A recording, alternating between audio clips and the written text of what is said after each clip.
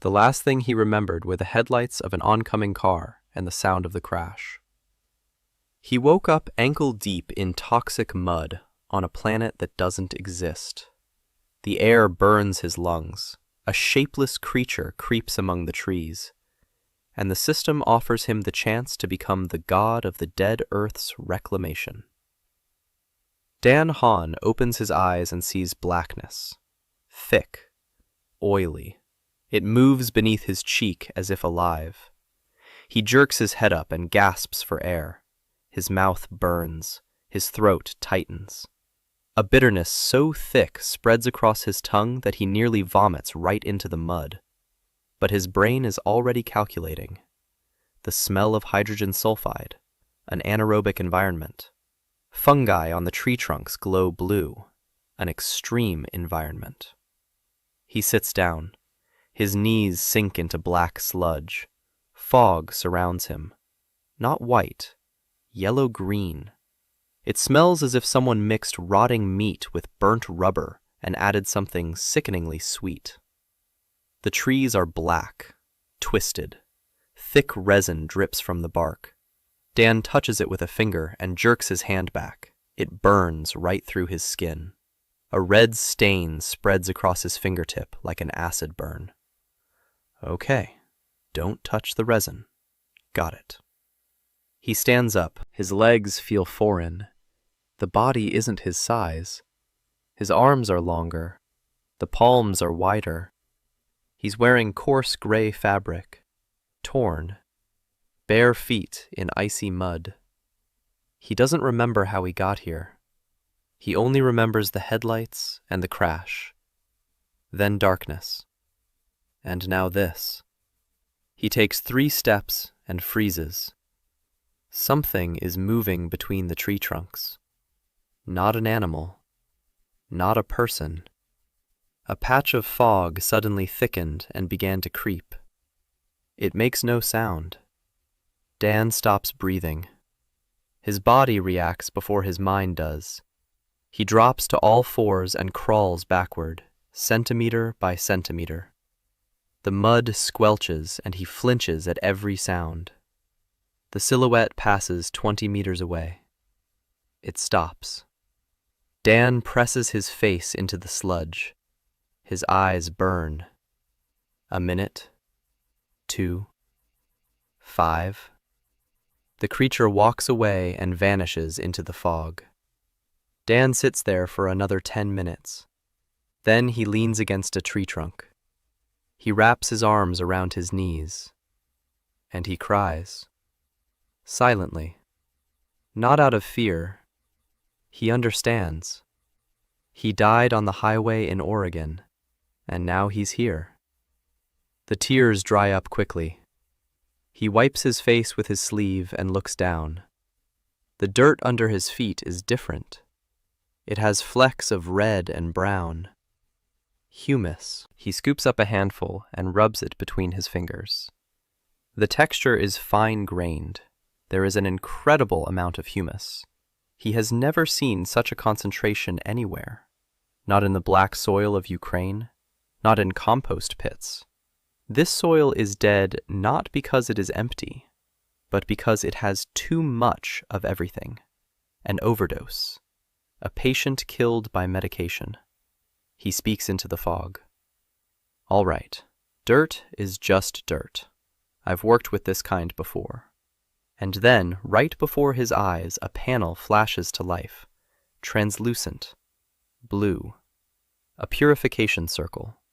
Level 1. 3-meter radius. Activate. Dan reaches out. His fingers pass right through it. The panel remains suspended. He looks at his palms, covered in tar and dirt, and says quietly, "Okay, God of Reclamation, I'm listening." The panel flashes and goes dark. Another one pops up in its place. Purification system activated. Host confirmed. Dan waits. Silence. No instructions. No voice. He snorts. Even the system runs like a government contract chick. Approved the project and vanished. He stands up. His mind switches from panic to task mode. Task number 1. Don't die. That thing will be back any moment, so he needs to activate the circle. Dan gives the mental command. Activate. The ground beneath him shudders. A wave spreads through the mud. The circle is 6 meters in diameter. Nothing changes inside. The mud is black, the air is acrid, the mushrooms glow. He waits. And a minute later, he notices. The fog at the edge of the circle has receded half a meter. He places his palm on the ground inside and outside. Inside, it's cold. Outside, it's freezing. A difference of a couple of degrees. He understands. The circle doesn't cleanse. The circle holds back. Just as a ditch doesn't drain a swamp but let the water back in. It works from the edges toward the center. Slowly. 3 meters is a tiny patch in the middle of an endless forest. But it's a place where the fog is thinner, where the air is cleaner, where the creature might not pass. Dan sits down in the center, crossing his legs. The light doesn't change. Eternal twilight, he thinks. If he just sits here, the circle will grow a meter in a week. That's not a plan. It's waiting for death with an extra meter of space. He needs to speed things up. In Oregon, he accelerated reclamation in 3 ways. Running water washes out toxins. Drainage carries away runoff. Pioneer plants hold the soil. Water.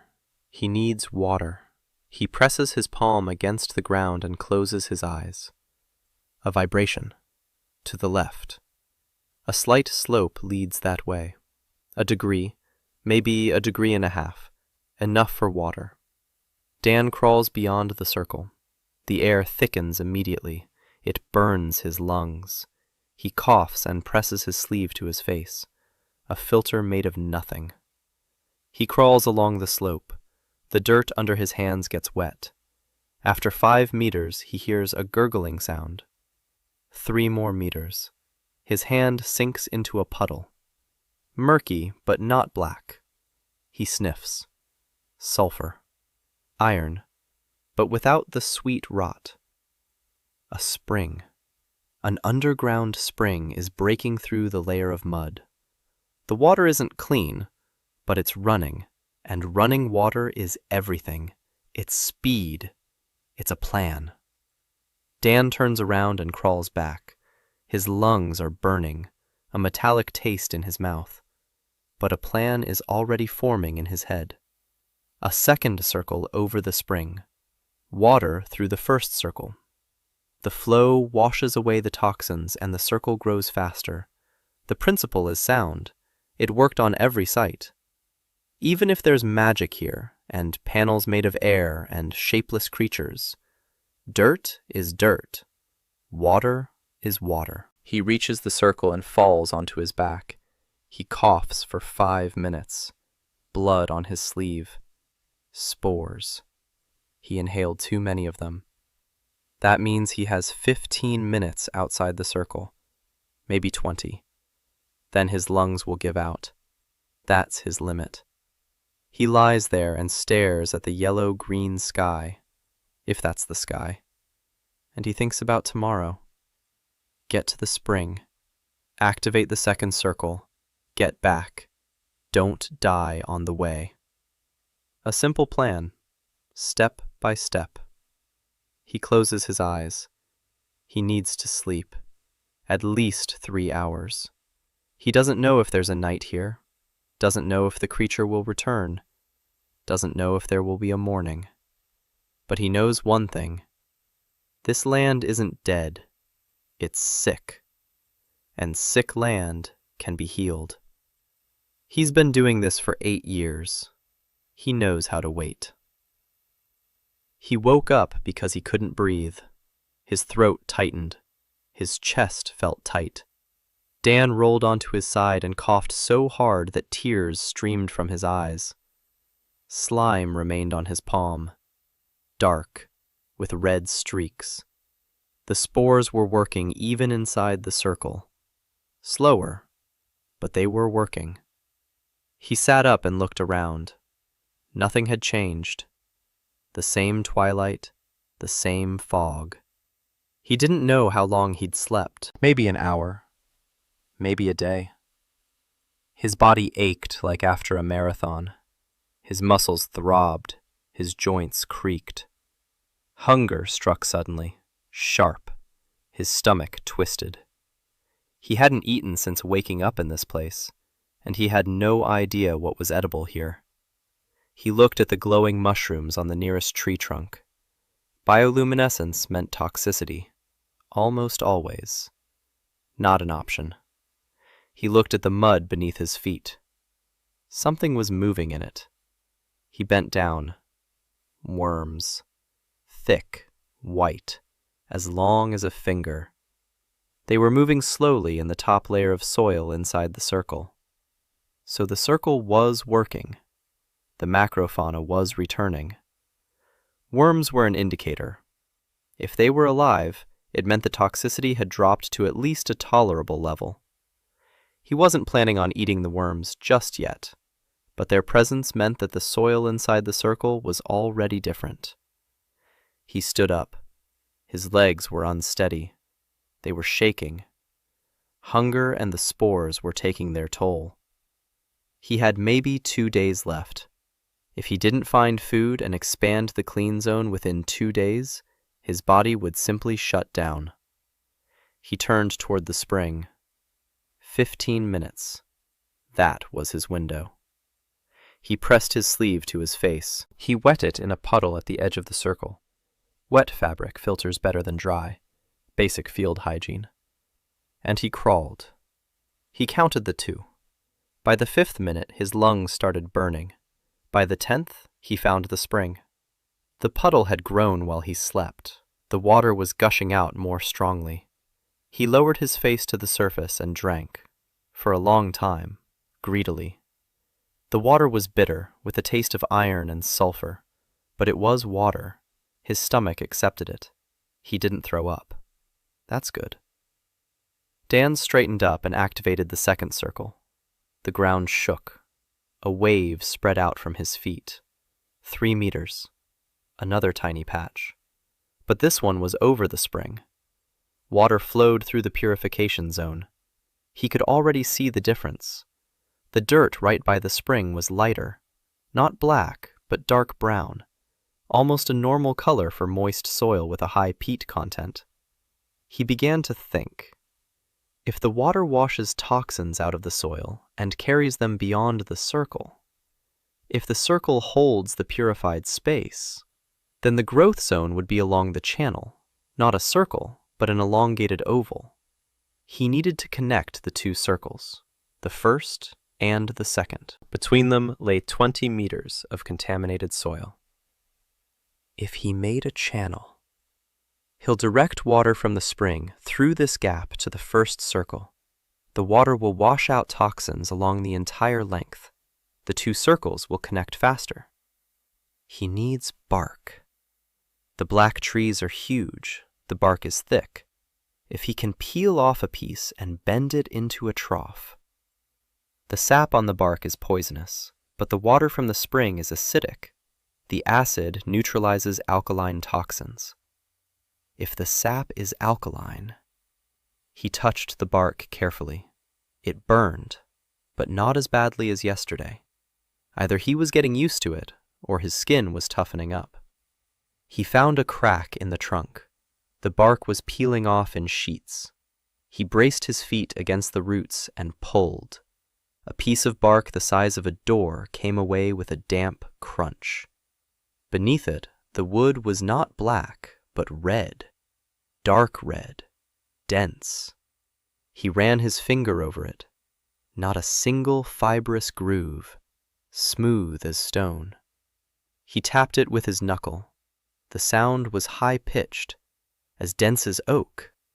No, higher. Like ironwood. This wood would be worth a fortune on Earth, and there were thousands of hectares of it here. He put that thought aside. Later. Now for the trough. He bent the bark. It gave way reluctantly, but didn't break. Flexible. He shaped it into a U-shaped profile and dragged it toward the spring. By the 13th minute, his lungs were failing. He dropped the bark halfway and crawled back to the first circle. He lay there for 20 minutes, coughing, spitting up blood, waiting for the dizziness to stop. Then he crawled back, dragged the bark another 5 meters, returned, caught his breath.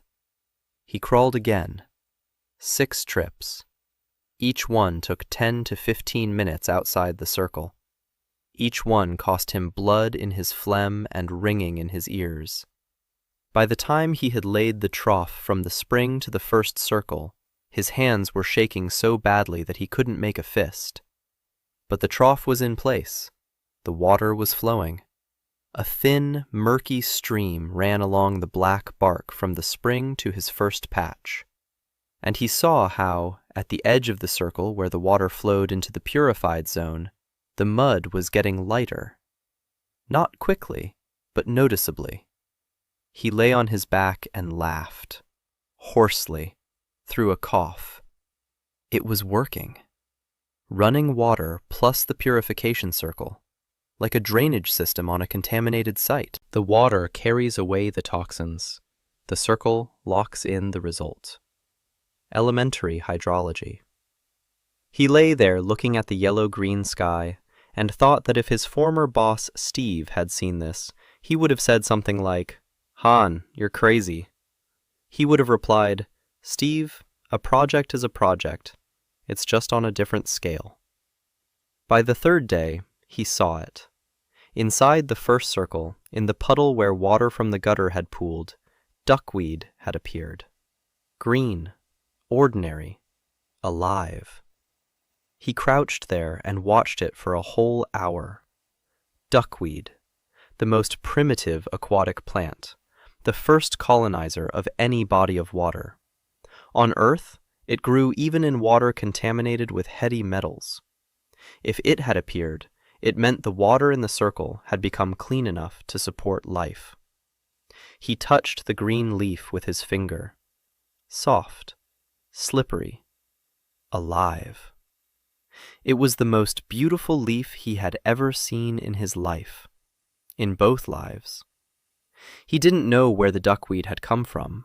Spores had been carried by water from an underground spring, or seeds had lain in the soil for decades, waiting for the moment. Pioneer species do that. They wait, sometimes for centuries, and then they wake up, just like him. On the 4th day, the 2 circles joined. He didn't see how it happened. He just got up in the morning and noticed that the air between the spring and the first campsite had cleared. The fog had receded.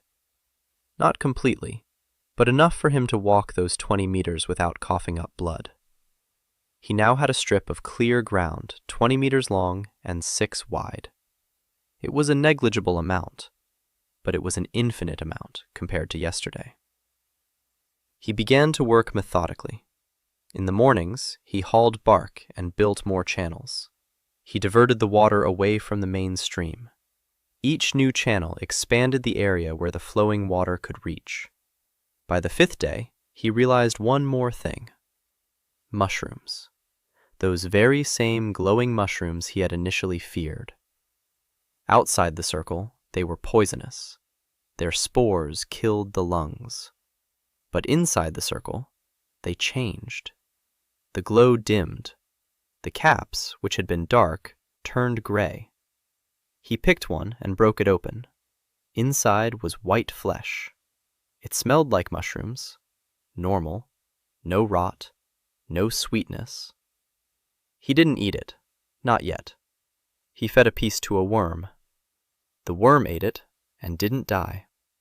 6 hours later, Dan ate half the cap. An hour later, he hadn't thrown up. 3 hours later, he hadn't died. He ate the other half. It tasted like a button mushroom, only denser, more filling. On the 6th day, he had a space 50 meters long along the stream and 20 meters wide, a patch of 6 mushroom bushes that he had transplanted from the edge of the circle. a supply of water in a hollow he had dug with his hands, a bark trough through which clean water flowed, and duckweed, lots of duckweed. On the 7th day, he woke up to silence, a different kind of silence, not dead, alive. He opened his eyes and heard a sound he hadn't heard since he'd arrived here. A bird. Something like a bird. Small. Gray. It was perched on the edge of the trough, drinking water. Dan didn't move. He watched. The bird took a few sips and flew away, into the fog. He sat up and stared for a long time at the spot where it had been sitting. He didn't know what kind of world this was. He didn't know how to get back. He didn't know if he'd survive until tomorrow. But the bird had flown in to drink water from his gutter. That meant he was doing something right. By the end of the 2nd week, Dan had stopped counting the days by his dreams. He slept whenever he could. He woke up when his body decided it had had enough. Instead, he started counting meters. The purification zone was growing, slowly but surely.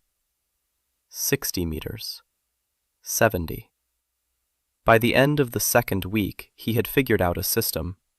In the morning, he checked the soil. He walked along the edge of the circle and looked for where the earth was darker, where it was lighter. The dark spots meant toxins were accumulating.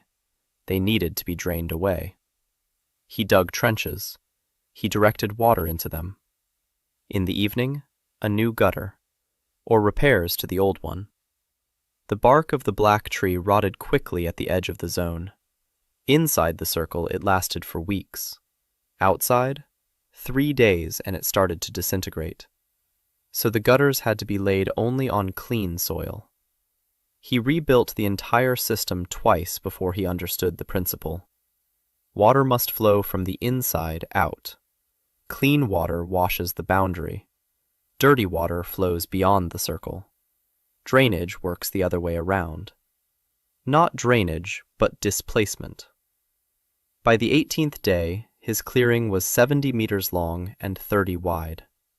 He stood on a hill near the spring and looked at it, and for the first time, a word came to mind. A plot. Not survival. A plot. Like at work. He smiled and began to plan. He needed shelter. Sleeping on the ground was killing his back, and every morning he woke up wet and frozen. A dugout, the simplest option. He found a spot where the soil was denser, closer to the stream bed, but not in the flood zone. He started digging, with his hands, using a stick of black wood that he had whittled on a rock. A hole 2 meters by 1 and 1.5 meters deep. It took him 4 days. He reinforced the walls with bark. He made the roof out of thick branches woven together and covered with dirt on top. He oriented the entrance so that the wind from the clean side blew inside and spores from the dirty side didn't blow in. Basic ventilation. On the first night in the dugout, he slept for 6 hours straight. He woke up with almost no coughing. The air inside was cleaner than outside. A closed space, minimal air exchange. Spores settle on the walls. He made a note to himself. The dwelling must be semi-enclosed. No tents, no huts. Dugouts or houses with thick walls and few windows. Spores are heavy. They settle. So ventilation must come from above, not from the side. He started a garden bed. The soil inside the circle was so fertile that it frightened him. At the sites in Oregon, reclaimed soil yielded its first harvest within months. It wasn't like that here. Here, the black soil of the thicket, after being cleansed, turned into something incredible. The concentration of organic matter was such that any seed was bound to burst into growth. The problem was the seeds. He didn't have any. He walked along the edge of the circle, searching. Any plants, any sprouts. On the 20th day, he found it. At the very edge of the cleared area, a pale little stalk was sticking out of the ground, thin, with 2 little leaves. He didn't know what it was. He carefully dug up a clump of earth with the root and transplanted it to the garden bed. He watered it. 3 days later, the stalk had grown 20 centimeters. A week later, it was a knee-high bush with thick, fleshy leaves and a tuber underground. He pulled out the tuber, the size of a fist, pale yellow. He cut it open with a stick. Inside was white flesh, starchy. It smelled like a raw potato. He ate a piece raw, slightly sweet, dense, filling. It didn't make him sick. A day later, he ate the whole tuber. 3 days later, he planted 5 cuttings from the first one in the garden bed. All 5 had sprouted by the end of the week. He sat in front of the garden bed and counted in his head. 1 tuber a week, 5 planted, 5 tubers in a week. From each, he could cut 3 cuttings for planting. 15 new plants in 2 weeks. In a month, he would have more food than he could eat alone. But he had no intention of staying alone. He realized this by the 3rd week. One person can't make it on their own. You can survive alone, but you can't build anything alone. He needed hands, minds, people. By the 25th day, the cleared zone had reached 80 meters. He set the 3rd circle on the western border. Each new circle cost him an hour under the spores without protection, an hour of breathing poison, an hour of waiting for the silent one to emerge from the fog. After the 3rd circle, he coughed up blood for 2 days. Mushrooms, cleaned and boiled in spring water, soothed his throat. A little. The tubers gave him strength, but his body was accumulating damage. He understood that every circle took a piece of his health that could not be recovered. On the 26th day, he was building the 2nd bed when he heard a sound. Not a bird, not a rustle. A crack. A branch snapped under someone's foot. He froze, slowly raised his head. At the edge of the cleared area stood a man. Alive. Real. A man. Thin, ragged, with a makeshift spear made from a long stick with a stone tied to it. So filthy that the color of his skin was impossible to tell. His eyes were wild. The man was looking at the clearing, at the green duckweed in the stream, at the patch of tubers, at Dan, kneeling with a clump of earth in his hands. And the man's jaw dropped. He stood there for a long time, probably a minute. Then his knees buckled and he simply sat down on the ground, right on the edge of the zone. Dan slowly stood up. His heart was pounding. The first person in 26 days. The man his head and asked, "Hey, are you a magician?" His voice was hoarse, ragged. The man hadn't spoken in a long time, maybe a week, maybe longer. Dan looked at him, then at the garden bed, then at his hands in the black soil. "No, I'm a plumber." The man blinked. Apparently the word hadn't been translated, or it had, but the meaning hadn't gotten through. Dan wiped his hands on his pants and walked over to him. He held out his hand. "What's your name?" "Marcus." "Marcus. Do you want some, Marcus?" The man looked at the outstretched hand. A whole storm passed over his face. He grabbed Dan's hand with both palms and squeezed, tightly, until it hurt. Dan didn't pull away. He stood there, holding the hand of this dirty stranger, feeling his fingers tremble. Then Marcus stood up, and Dan turned away toward the garden bed because his eyes were stinging and he didn't want anyone to see. He dug up 2 tubers, washed them in the stream, cut them into pieces, held them out to Marcus. The man ate so fast he choked. Dan gave him some water. "Drink slowly. Your stomach will get used to it." Marcus turned out to be a hunter, from a border village west of the thicket. He owed the local baron 3 gold pieces for a hunting license. The baron sent men. Marcus fled to the only place no one would go, into the forest. He walked through the thicket for 2 weeks. He ate moss that grew on the rocks. He drank water from puddles. He saw the Silent Ones 4 times. Once, a creature passed a meter away from him. He held his breath for 3 minutes. He lost track of the days. He no longer believed he'd make it out alive. And then he saw green. The color green, amid the endless blackness. And he went toward it. Dan listened, nodded, didn't interrupt. When Marcus finished, he asked one thing. "Do you know how to shoot?" Marcus looked at him as if he were crazy.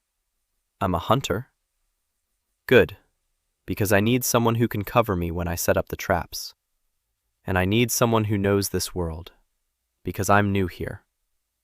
Marcus was silent for a long time. Then he looked at the garden bed, at the stream, at the dugout. "Kid, I don't know who you are or where you're from, but you're the first normal person I've met in a month. I'm not going anywhere." Dan nodded. He wanted to say so much, that he was glad, that he thought he'd die here alone, that a stranger's voice was the best thing he'd heard in 26 days. Instead, he said, "All right, then grab the bark and help me fix the 3rd gutter. It's been leaking since this morning." Marcus snorted. He took the bark, and they went to fix the gutter, the 2 of them. With Marcus, everything changed, not because 2 hands are better than 1, but because Marcus knew the world. He knew that the black trees were called darkleaf, and that their wood wouldn't burn in a regular fire. But if heated slowly over coals made from bog peat, it would smolder and gives off such intense heat that stones crack. He knew that the Silent Ones don't hunt. They patrol. They walk the same routes over and over again like sentinels.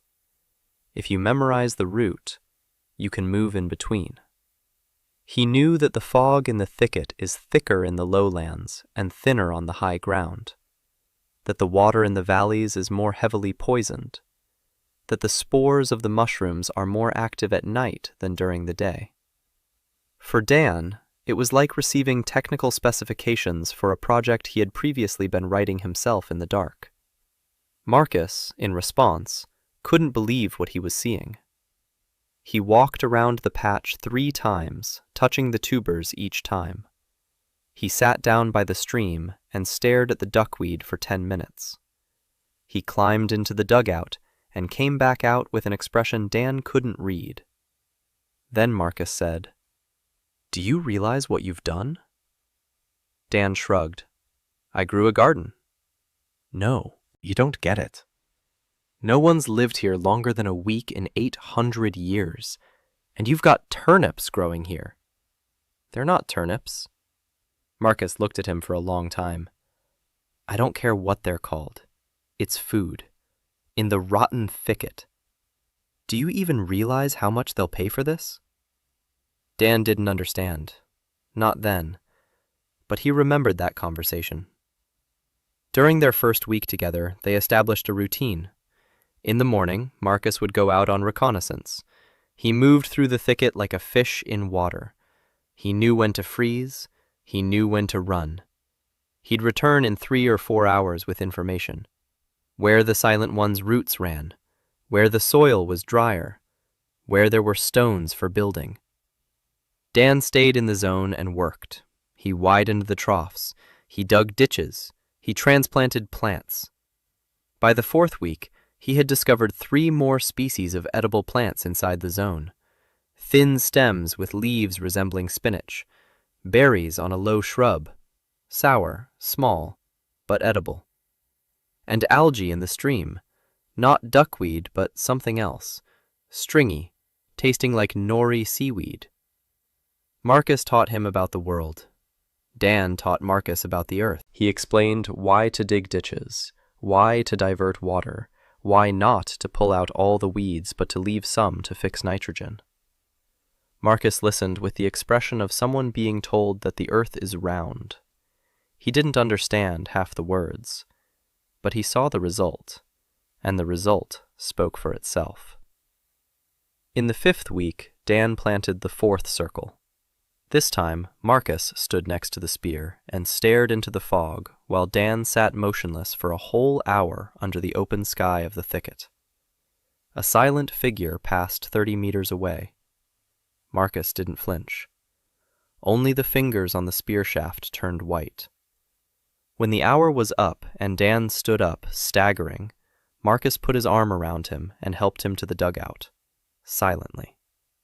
He set down some water and mushrooms nearby. Then he went to stand at the edge of the clearing.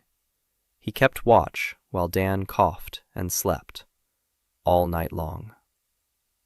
The zone was growing. 100 meters, 120. In the 6th week, what Dan had been waiting for and fearing happened. The Silent One approached the edge of the circle, right up close. Dan and Marcus were inside. Marcus grabbed the spear. His hand didn't tremble, but his face went pale. The creature stood at the edge. It had no face, no body in the usual sense.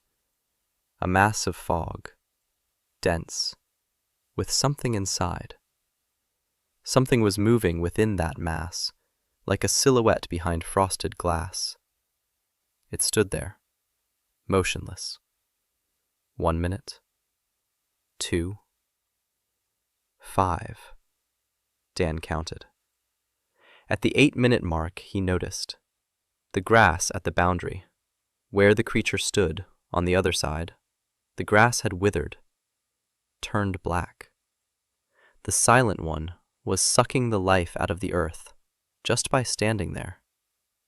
But it didn't enter. It stayed within the circle. At the 12th minute, the creature turned and left, slowly, silently.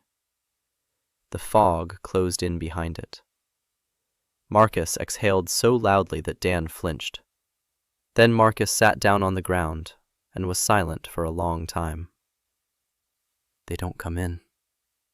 Dan nodded. "They don't come in. That means the creature can't cross the circle's boundary." Marcus looked at him. There was something new in his eyes. Not fear, not relief. Hope. Quiet. Cautious. Like the first sprout in black earth. "Kid, you can make a place where those creatures won't get through." Dan looked at the circle's boundary, at the withered grass, at the duckweed in the stream, at his own beds of tubers. "I can, but I need more people." Marcus stood up. "I know people, in the villages near the border. Hunters, debtors, deserters, everyone who's hiding. If I tell them there's a safe place in the thicket, they'll come." Dan thought for 3 minutes. He wasn't a leader. He wasn't a commander. He was an environmental engineer from Seattle. For 8 years, he'd worked in the field with a team of 4 and was afraid to speak at conferences. And now he was sitting in a magical forest at the edge of the world, wondering whether he should call people here. Because if he called them, he would become responsible for them. Not formally, for real. They would come because he had promised safety. And if he made a mistake, if the circle didn't hold, if the Silent Ones found a way in, they would die. Because of him. Marcus waited. Dan looked at his hands. Dirty, scraped raw, with dark spots of resin. Hands that had spent 8 years restoring the dead earth. "Go. Tell them there's food here, clean water and shelter. I don't promise it will be easy, but I promise it will be safe." Marcus nodded. He gathered his things. A bark bag, a spear, a handful of dried mushrooms for the road, and he walked off into the fog. Dan was left alone, again. He stood at the edge of the zone and watched as Marcus's silhouette dissolved into the yellow-green haze. Then he turned to his plot. 120 meters of clear land, garden beds, a stream, a dugout, duckweed in a puddle. Not enough. If people come, he'll need more space, more food, more shelter. He rolled up his sleeves and began to dig. Marcus returned 9 days later, not alone. 7 people came with him. 3 men, 2 women, 2 children. Dan was standing by the stream and saw their silhouettes emerging from the fog. Marcus was in the lead. Behind him was a tall, thin man with a limp in his left leg, then a woman carrying a boy in her arms, and a girl of about 6 tugging at her skirt. Behind them were 2 men, large and wary, and bringing up the rear was an old woman, small, hunchbacked, with a sack on her back bigger than she was. They stepped onto the clear ground and stopped. Dan looked at their faces. He would remember that moment for the rest of his life. 7 people stood at the edge of the cleared area and breathed. They simply breathed. The woman with the child closed her eyes and lifted her face to the sky. Then she said one word. Clean. The boy in her arms reached for the green duckweed in the stream. The girl let go of her skirt and took 3 steps toward the garden bed. She crouched down and touched a leaf on a tuber. Green, she said. It's green. The old woman lowered her bag. She sat down on the ground and just sat there, silently, with her eyes closed. One of the big men turned to Marcus. You weren't lying. Marcus smiled. Do I look like the kind of person who lies? Dan walked over to them. He wanted to say something right, something appropriate for the moment. Instead, he said, Dinner's ready, if you want to eat. The woman with the child began to cry, quietly, silently. Tears simply streamed down her dirty cheeks. Dan turned away and went to the garden to dig up some tubers. He had learned their names over dinner. The limping man, Borg, a former soldier in the Valdirian army. He deserted after his regiment received orders to burn a village on the border. He refused. The commander struck his leg with a sword and left him to die. Marcus found him in the forest near the border of the thicket. The woman with the children.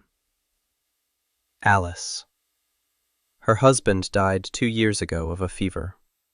The village was hit with a tax she couldn't pay. The tax collector took their house. She took the children and left. The boy, Tom, is 4. The girl, Lena, is 6. 2 large men, brothers, Doran and Galt, carpenters from the town of Resthill, accused of stealing timber from the Baron's lands. They didn't steal it, but the Baron's word is against the carpenters. They fled before they were hanged. An old woman, Nanny, a herbalist, a village healer, 40 years old. The church declared her a witch for using herbal ointments instead of prayers. The village where she had lived her whole life did not stand up for her. Dan listened to every story. He didn't interrupt. He didn't comment. He memorized them. Because every story told him the same thing. These people hadn't come looking for adventure. They'd come because they had nowhere else to go. He gave them food, showed them the dugout, explained the zone's boundaries, explained about the silent ones, explained that beyond the clean land, spores kill your lungs. He explained that the water from the stream was safe, but not from the puddles beyond the border. They listened. Not like soldiers receiving an order, like people receiving hope. In the morning, Dan assigned tasks. Borg, you're a soldier. You're in charge of defense. I need a fence around the perimeter of the zone, not from people, from spores. Dark-leaved branches woven tightly. The thicker, the better. Borg nodded. His leg was lame, but his hands were strong. Doran, Galt, you're carpenters. I need 3 more dugouts, right here, here, and here. Built the same way as mine, half covered, entrance on the leeward side, thick roof. The brothers exchanged glances. Galt inspected Dan's dugout. He felt the walls, the ceiling. He made the kind of face a professional makes when he sees an amateur's work. We can do better. Dan smiled. That's what I'm counting on. Alice, you get the vegetable garden. Here are the garden beds. Here are the tubers for planting. Here are the seeds from the berry bushes. You can take Lena with you. Let Tom play by the stream, but only within the zone. Alice pressed her hands to her chest. You're giving me land. I'm giving you work. But yes, the land too. Nanny, herbalist, you know plants better than I do. I need you to go over the whole area and make a list. What's edible? What's poisonous? What heals? I found mushrooms and tubers, but I'm sure I missed a whole bunch of stuff. Nanny looked at him. Her eyes were sharp, clear, not at all like an old woman's. You're not a local boy. Dan froze. Nanny smiled. No one from around here would dig ditches to divert water. That's not how we do things here. Dan was silent. No, I'm not from around here. She nodded. I don't care where you're from. You have clean water and living soil. That's enough. She took a walking stick and walked along the edge of the plot, slowly, carefully, stopping at every bush and mushroom. Dan watched as people scattered across the plot. Borg was dragging branches. The brothers argued about the depth of the pit. Alice knelt before the garden bed and stroked the earth with her palm. Lena picked berries. Tom threw pebbles into the stream. Marcus sharpened his spear on a stone. Nanny was talking to a bush. Something tightened in Dan's chest. He turned away and walked to the spring. He needed to set up the 5th circle. The zone should grow faster now. More people means more food, more shelter, more hands to work. But it also means more responsibility, more mouths to feed, more problems. He sat down by the spring and watched the water. Clean, clear, flowing through a trough of black bark across his tiny world. Then he stood up and activated the 5th circle. An hour under the spores, an hour without protection. He felt his chest burning, how every breath cut into his lungs. But he sat motionless because every circle meant meters, and meters meant space, and space meant a home for Alice and her children, for Borg and his lame leg, for Nanny whom her own village had betrayed. An hour later he returned, staggering. Marcus was waiting at the border. He offered his shoulder. He helped him to the dugout. Alice stood nearby with a bowl of hot stew, mushrooms and tubers. She shoved the bowl into his hands and left. Not a word, just food. Dan ate and thought that in his past life he'd been drawing up plans on paper. Here's the assessment. Here's the estimate. Here are the deadlines. Everything laid out, everything predictable. And here he was sitting in a dugout in a magical forest, coughing up blood, eating mushroom soup. And outside were 7 people who had come here because he had promised them safety, and he couldn't let them down. 3 days later, the brothers finished the first 2 dugouts. Dan stepped inside and froze. These weren't his crooked pits with a roof of branches. These were real structures. Walls of dark green leaves fitted tightly together, a double roof with an air gap for insulation. The floor raised a hand's breadth above the ground so moisture wouldn't seep in. The entrance was closed off by a bark shield on leather hinges that Marcus had from the pelt of some small animal caught at the zone's border. This is 100 times better than mine. Galt shrugged. You're an engineer. We're carpenters.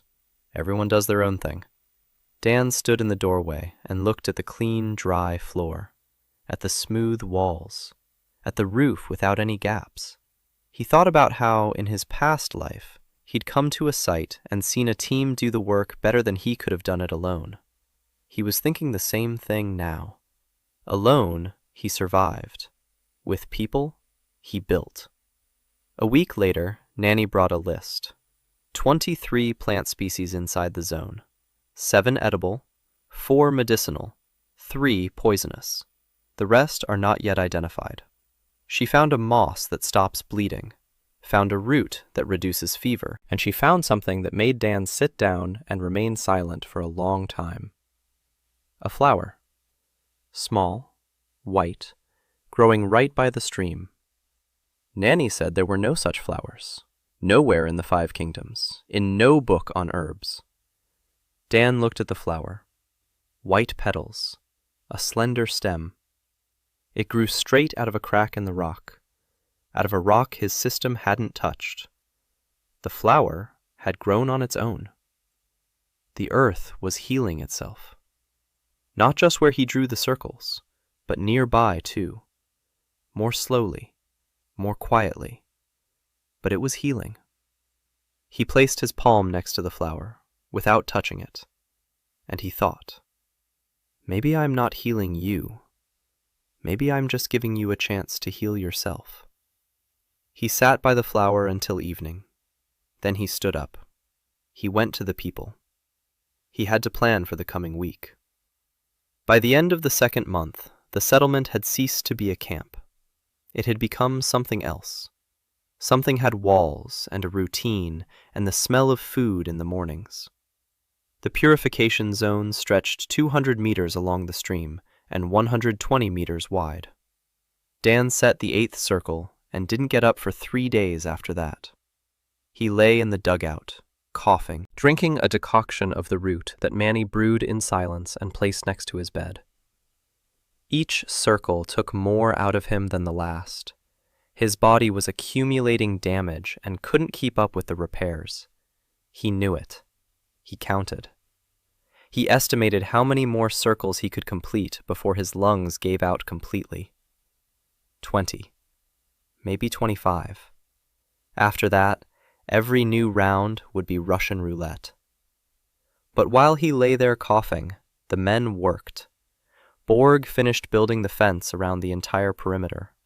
A double row of intertwined, dark-leaved branches. The space between the rows was packed with earth and moss. Spores couldn't get through. The air inside became an order of magnitude cleaner. Dan noticed this when he woke up without a cough for the first time in 2 months. The brothers had rebuilt his water system. Dan made the gutters out of bark. Galt and Doran made them from split trunks of dark-leaved trees. The halves were hollowed out from the inside and fitted tightly together. The water flowed without loss. The flow rate doubled. Dan sat in front of the new gutter and shook his head. He had built the drainage system like an environmental engineer, but the brothers had built it like carpenters, and the carpentry version was better. Alice had grown her first real harvest, 20 tubers from a single bed in a week, each the size of 2 fists. She stood before the pile of tubers and couldn't speak. She just stood there. Then she turned to Dan. The soil, it can't be like this. It can. 800 years without crop rotation, without depletion. All the organic matter remained in the soil. It's the most fertile soil in the world. Just poisoned. Remove the poison, and you get the black soil every farmer dreams of. Alice looked at him as if he were crazy, then at the ground, then back at him, and laughed. For the first time in all the time he'd known her. The sound was strange, as if she'd forgotten how to do it and was figuring it out on the fly. Lena dragged the tuber over to Tom. Tom tried to lift it and couldn't. He fell on his back. He laughed too. Dan stood there listening to the child laugh, in the rotten thicket, on land that had been considered cursed for 800 years. He turned away and went to check the drainage. His eyes stung. In the 8th week, more people arrived, 5 of them. Marcus didn't go after them. They came on their own. Word had reached the border villages. One of the hunters had seen smoke rising from a fire in the thicket. Smoke from from the cursed forest. It was like seeing light in a dead man's eyes. People talked, argued, didn't believe it. But 5 decided to check it out. 2 hunters, a blacksmith and his wife, and a couple of shika, about 16 years old, skinny, with bruises on his face. A runaway from the master to whom his parents had sold him for debts. The boy's name was Osmond. He stepped onto the open ground and sat down. He simply sat there and didn't get up for an hour. He stared at the green duckweed. Nanny brought him food. He ate and cried. Quietly, silently. The way those who were beaten for making a sound know how to cry. Dan didn't approach him. He gave him time. Then he sat down next to him and asked, "Can you work with your hands?" Osmond nodded. "Can you make anything?" "I can lay bricks. A bricklayer taught me, before he started drinking." Dan nodded. "I need a bricklayer." Osmond raised his head. For the first time in an hour, he looked someone in the face. His eyes were red. "You really do need one." "True." The blacksmith turned out to be a godsend. His name was Varn, 53 years old, hands like shovels, a back like a wall. He stepped into the clearing, and the first thing he looked at wasn't the garden beds or the stream. He looked at the coals. Dan was burning peat in a pit to keep warm. Varn walked over. He crouched down, picked up a piece of coal, turned it over, sniffed it. "What are you burning?" "Peat. Swamp peat. There's nothing else." Varn was silent for a minute. Then he turned to Marcus, who was standing nearby. "You said dark-leaved wood burns on peat." Marcus nodded. Varn stood up and walked to the nearest tree trunk just outside the zone. He stood there for a moment. Then he returned. "I need a log of dark-leaved wood, a thick one, and a pit for the coals, a deep one." 2 days later, Varn set up his first smelting operation. He lined the pit with stones, filled it with peat, set it alight. When the heat reached the right point, he placed a piece of dark leaf in it. The wood smoldered for 6 hours. The heat was so intense that the stones at the edges of the pit cracked. Varn stood nearby, never leaving. His face was red. Sweat was pouring down his face. When the coals had cooled, he pulled a piece out of the pit. Dan walked over. It was no longer wood. It was coal, black, shiny, heavy as a rock. Varn tapped it with a stone hammer. The sound was ringing, clear. "Carbon," Dan said quietly. Varn looked at him. "I don't know what it is, but I'll be able to forge with this coal, and the temperature will be higher than with the best stone coal in Valdaria." He turned out to be right. A week later, Varn forged his first knife. From a chunk of iron ore that Marcus had found in a stream bed outside the zone. The ore was dirty, impure, but the heat from the dark leaf coals was such that the impurities burned out. The metal turned out pure, strong, with a dark sheen. Varn looked at the knife and said nothing. Then he turned to Dan. "Son, this is the best steel I've ever made in my life. They'd give 10 gold pieces for a knife like this in the capital." Dan took the knife. He turned it over, ran his finger along the blade. It cut through the skin without pressure. He looked at the cut, at the drop of blood, at the knife. Carbon from the dark leaf is incorporated into the iron's crystal lattice during forging, just like in the production of Damascus steel. Only here, the process happens on its own due to the extreme heat. Varn didn't understand a thing, but he understood the main thing. I need more ore, and more coal, and a proper forge, not a hole in the ground. Dan nodded. Osmond ran over. You know how to lay stone. Varn needs a forge. Design it. Osmond opened his mouth. A forge. A whole forge. A whole forge. Made of stone. With a chimney. With a blast furnace. Osmond shut his mouth. He nodded. And an hour later he was sitting on the ground, sketching a plan with a stick. Crooked. Hesitant. But a plan. Dan sat down next to him. He looked at it. The chimney higher. The draft has to go from the bottom up. If you make the air intake at the bottom and the outlet at the top, you'll get natural ventilation without bellows. Osmond looked at him. How do you know that? I'm an engineer. Osmond didn't know what that meant, but he nodded and redrew the chimney. By the end of the 9th week, 12 people were living in the settlement. The smithy was half finished.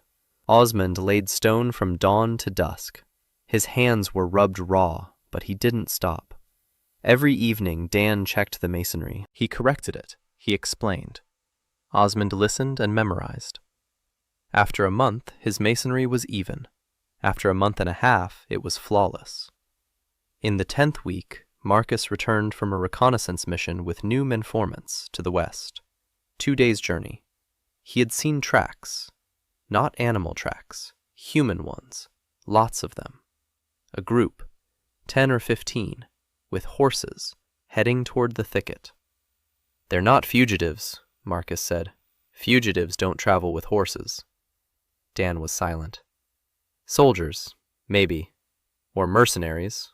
Or scouts, who told someone about the smoke from the cursed forest, and that someone decided to check it out. Not to find a safe place, but to figure out what kind of safe place someone had found. Dan gathered everyone, 12 people. They stood in a circle around the fire. Their faces were serious. He spoke. Maybe it's nothing. Maybe they'll turn back. The thicket kills those who don't know where to go. But if they make it here, we won't fight. We have 1 blacksmith's knife and 3 spears. We'll hide. Borg shook his head. Hiding won't work. If they're Valdirian scouts, they'll find the zone. Green on black is visible from a distance. Dan nodded. He'd already thought about that. He'd been thinking about it ever since the day he decided to call for help. Sooner or later, someone would come. Not for help. For what they had. Marcus. You said the Silent Ones follow set routes. Yes. You can lead a group of people so that they cross paths with the route. Marcus looked at him. You want to lead them to the creatures. I want the thicket to do its job. I don't need to fight. I need them to realize it's better not to come here. Borg smirked. The first sensible tactic I've heard in 10 years. Marcus didn't smile. He thought. For a long time. Then he nodded. I can do it. But I need someone on standby in case something goes wrong. Borg. My leg won't let me. Marcus looked at the limping soldier. I don't need you to run. I need you to stand in one spot and make noise if the creature goes the wrong way. They left on the 3rd day. Dan stayed. He waited. 2 days. The longest of his life. He worked. Digging. Building. He didn't stop for a minute, because if he stopped, he might start thinking. And thinking meant being afraid. On the 3rd night, Marcus and Borg returned, unscathed. Marcus was gray with exhaustion. Borg was limping more than usual. They turned, Marcus said. They were following the trail toward the zone. I led them south. That's the route of one of the big ones. The thing came at them before dawn. Dan waited. Marcus paused. We lost 3. The rest ran back, fast. They left the horses behind. Silence. 3. Yes. Dan sat down. It's hard, like my legs have been cut off. 3. 3 people died because he decided the thicket would protect him. 3 people he didn't know, who might have just been scouts, Maybe not even bad people, just following orders. Marcus sat down next to him. If they'd made it here. There are 12 of us. They had swords. Dan was silent. They would have killed us. All of us. Including Alice. Including Lena. Including Tom. Dan knew Marcus was right. He knew it in his head. But something heavy was in his chest. Cold. He stood up and walked to the spring. Sat down. Stared at the water. For a long time. Then he came back. We're building a wall. A real one. A stone one. Around the whole area. Osmond, Borg, Varn, everyone. I won't rely on the forest as a weapon anymore. It's wrong. We're building our own defenses. Borg nodded. A limping soldier with eyes that had seen too much. He understood. He was the only one who understood exactly what had broken inside Dan that night. Not fear. Not pity. Responsibility. For those 3, and for those 12. They built the wall for 40 days. They hauled stone from the stream bed and from the high ground beyond the eastern border of the zone. Osmond commanded the masonry. A 16-year-old boy who had been sold into slavery stood over 3 grown men and told them where to place the stone. And they listened, because his masonry held, and theirs didn't. Dan did the math. The perimeter of the zone at that point was about 600 meters. A wall 2 meters high, a meter thick. That's thousands of stones, thousands of hours, 12 pairs of hands. Impossible. He had miscalculated. Not the entire perimeter, just the north and west. That's where people were coming from. The east and south were blocked by the thicket. Silence and fog were better than any wall. 300 meters. Realistic. Hard, but realistic. While they were building the wall, people kept coming. In pairs, in threes, solo. By the end of the 3rd month, there were 25 of them. Then 30. By the start of the 4th month, 43. Every new person meant a new mouth to feed, a new story, a new problem, and a new pair of hands. Dan didn't turn anyone away, but he set a condition. Everyone works, no exceptions. Whoever can't dig can cook. Whoever can't cook can count. Whoever can't count can do laundry. But everyone works. One man from the 3rd wave refused. A big man, with the face of someone used to taking, not giving. He called himself Craig. He said he was a free man and had no intention of working for some other guy. Dan looked at him calmly. Then you're free to leave. Craig scanned the settlement, the walls, the garden beds, the smithy, the people working, the children playing by the stream, and he realized there was nowhere to go. He picked up a shovel, and he didn't complain anymore. By the 4th month, something happened that Dan hadn't planned on. Among the refugees was a woman who changed everything. She came alone, out of the fog, staggering, tall, skinny, red hair matted into tangles, rock crystal glasses with a crack in the left lens. Her clothes had once been expensive. Now they were rags. She stepped onto the clear ground and fell. Nanny was the first to rush over. Spores. It had begun. Her lungs. Dan helped carry her into the dugout. Nanny brewed herbal teas, gave her water, applied moss to her chest. The woman coughed up blood for 2 days. On the 3rd day, she opened her eyes. On the 4th, she sat up. On the 5th, she stood and went outside. Dan sat by the fire and was sketching on the ground a diagram of the zone's expansion. New circles, new drainage channels.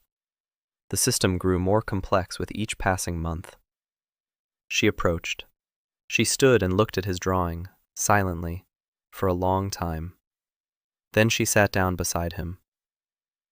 It's a system for spreading purification through waterways. Dan looked up. For the first time, someone understood what he was drawing. Yes, but it doesn't work evenly. The northern part is expanding faster than the southern part because the slope runs northward. I need to either dig an additional channel to the south or place the circle lower on the terrain and let the water flow upward through capillary rise. He froze. She said it before he could. She was looking at the drawing. Her eyes were quick, alive, not sick. You're using running water as a transport for purification. Dark magic dissolves in the water and is carried out of the zone, and the circle marks the boundary. Right. But you can speed up the process threefold if you place the circles not by area, but by watersheds. Every watershed is a natural boundary. If a circle stands on a watershed, it spreads down both slopes simultaneously. Dan slowly put down his stick. Who are you? She paused, looked at her hands, thin, scraped, with traces of ink on her fingers. Evelyn Holloway, former theorist at the Silver Spire Academy. Former, because I claimed that dark magic could be neutralized without the magic of light. For that, I was expelled, declared insane, stripped of my title. I wandered for 6 months. I came here to die.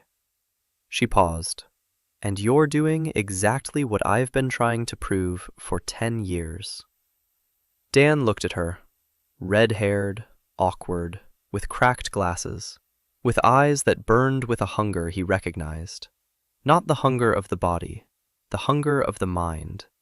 The hunger of a person who knew for 10 years that they were right, and heard for 10 years that they were mad. I need help. I'm an engineer. I understand soil and water, but I don't understand magic. I don't know why the circles work. I don't know their limits. I don't know what will happen if I set up too many too quickly. I need a theorist. Evelyn Holloway looked at him, then at the blueprint, then at the clearing, at the garden beds, at the wall, at the people, and she began to blush. Slowly, in patches, from her neck to her cheeks, to her ears, to the roots of her red hair. You're serious. Absolutely serious. I need you to calculate the optimal layout for the circles based on the terrain, taking waterways into account, taking slopes into account, taking into account that each circle costs me an hour of spores and I can't keep making them forever. I need math. Your math. She didn't answer. She stood up, quickly, awkward. She almost fell. She went into the dugout. She came out a minute later with a scrap of parchment and a piece of charcoal that one of the residents had left behind. She sat down on the ground next to his drawing and began to write. Formulas, symbols, diagrams. Her hands were shaking. Not from weakness. She was mumbling, too fast, swallowing her words, mixing up the endings. If we take the scattering coefficient as 1, no, not 1, the medium is denser here, 1.5. 1.5 per meter of depth. Then, the optimal distance between the circles. Dan sat down next to her. He watched. He didn't understand half the symbols, but he saw the structure. He saw the logic. In 20 minutes, this woman had drawn what he had been intuitively groping for over 2 months. She looked up. Her eyes were wet, red. I can quadruple the efficiency of your circles, if we calculate everything correctly. Quadruple? That means 4 times fewer circles, 4 times fewer hours under the spores, 4 times less blood on the sleeve. He held out his hand. Welcome to the team, Evelyn. She shook his hand, firmly, awkwardly, and let go quickly. Her cheeks were still red. They worked until dawn. Dan explained his system to her. Drainage, waterways, gutters, the principle of capillary rise in the soil. She listened with her mouth agape. Then she said something like, "It's pressure. Magical pressure. Water carries dark energy like steam in a pipe," Dan said. Evelyn froze. She looked at him. She turned pale. Then she blushed. Then she grabbed the parchment and began writing so fast that the charcoal crumbled. She muttered, "Steam pressure. Steam pressure. 10 years. 10 years I've been writing about analogies with physical processes. For 10 years I was told it was heresy. And you're sitting here in the mud telling me this as if it's obvious." Dan shrugged. "To me it's obvious. I'm an engineer. Pressure is pressure. It doesn't matter if it's magical or not. The principles are the same." Evelyn put down the charcoal. She took off her glasses, wiped the lenses with her sleeve, put them back on, looked at him. "You have no magical education. No understanding of mana theory. No idea about schools of magic. No." She laughed softly. "And that's the best thing I've heard in 10 years.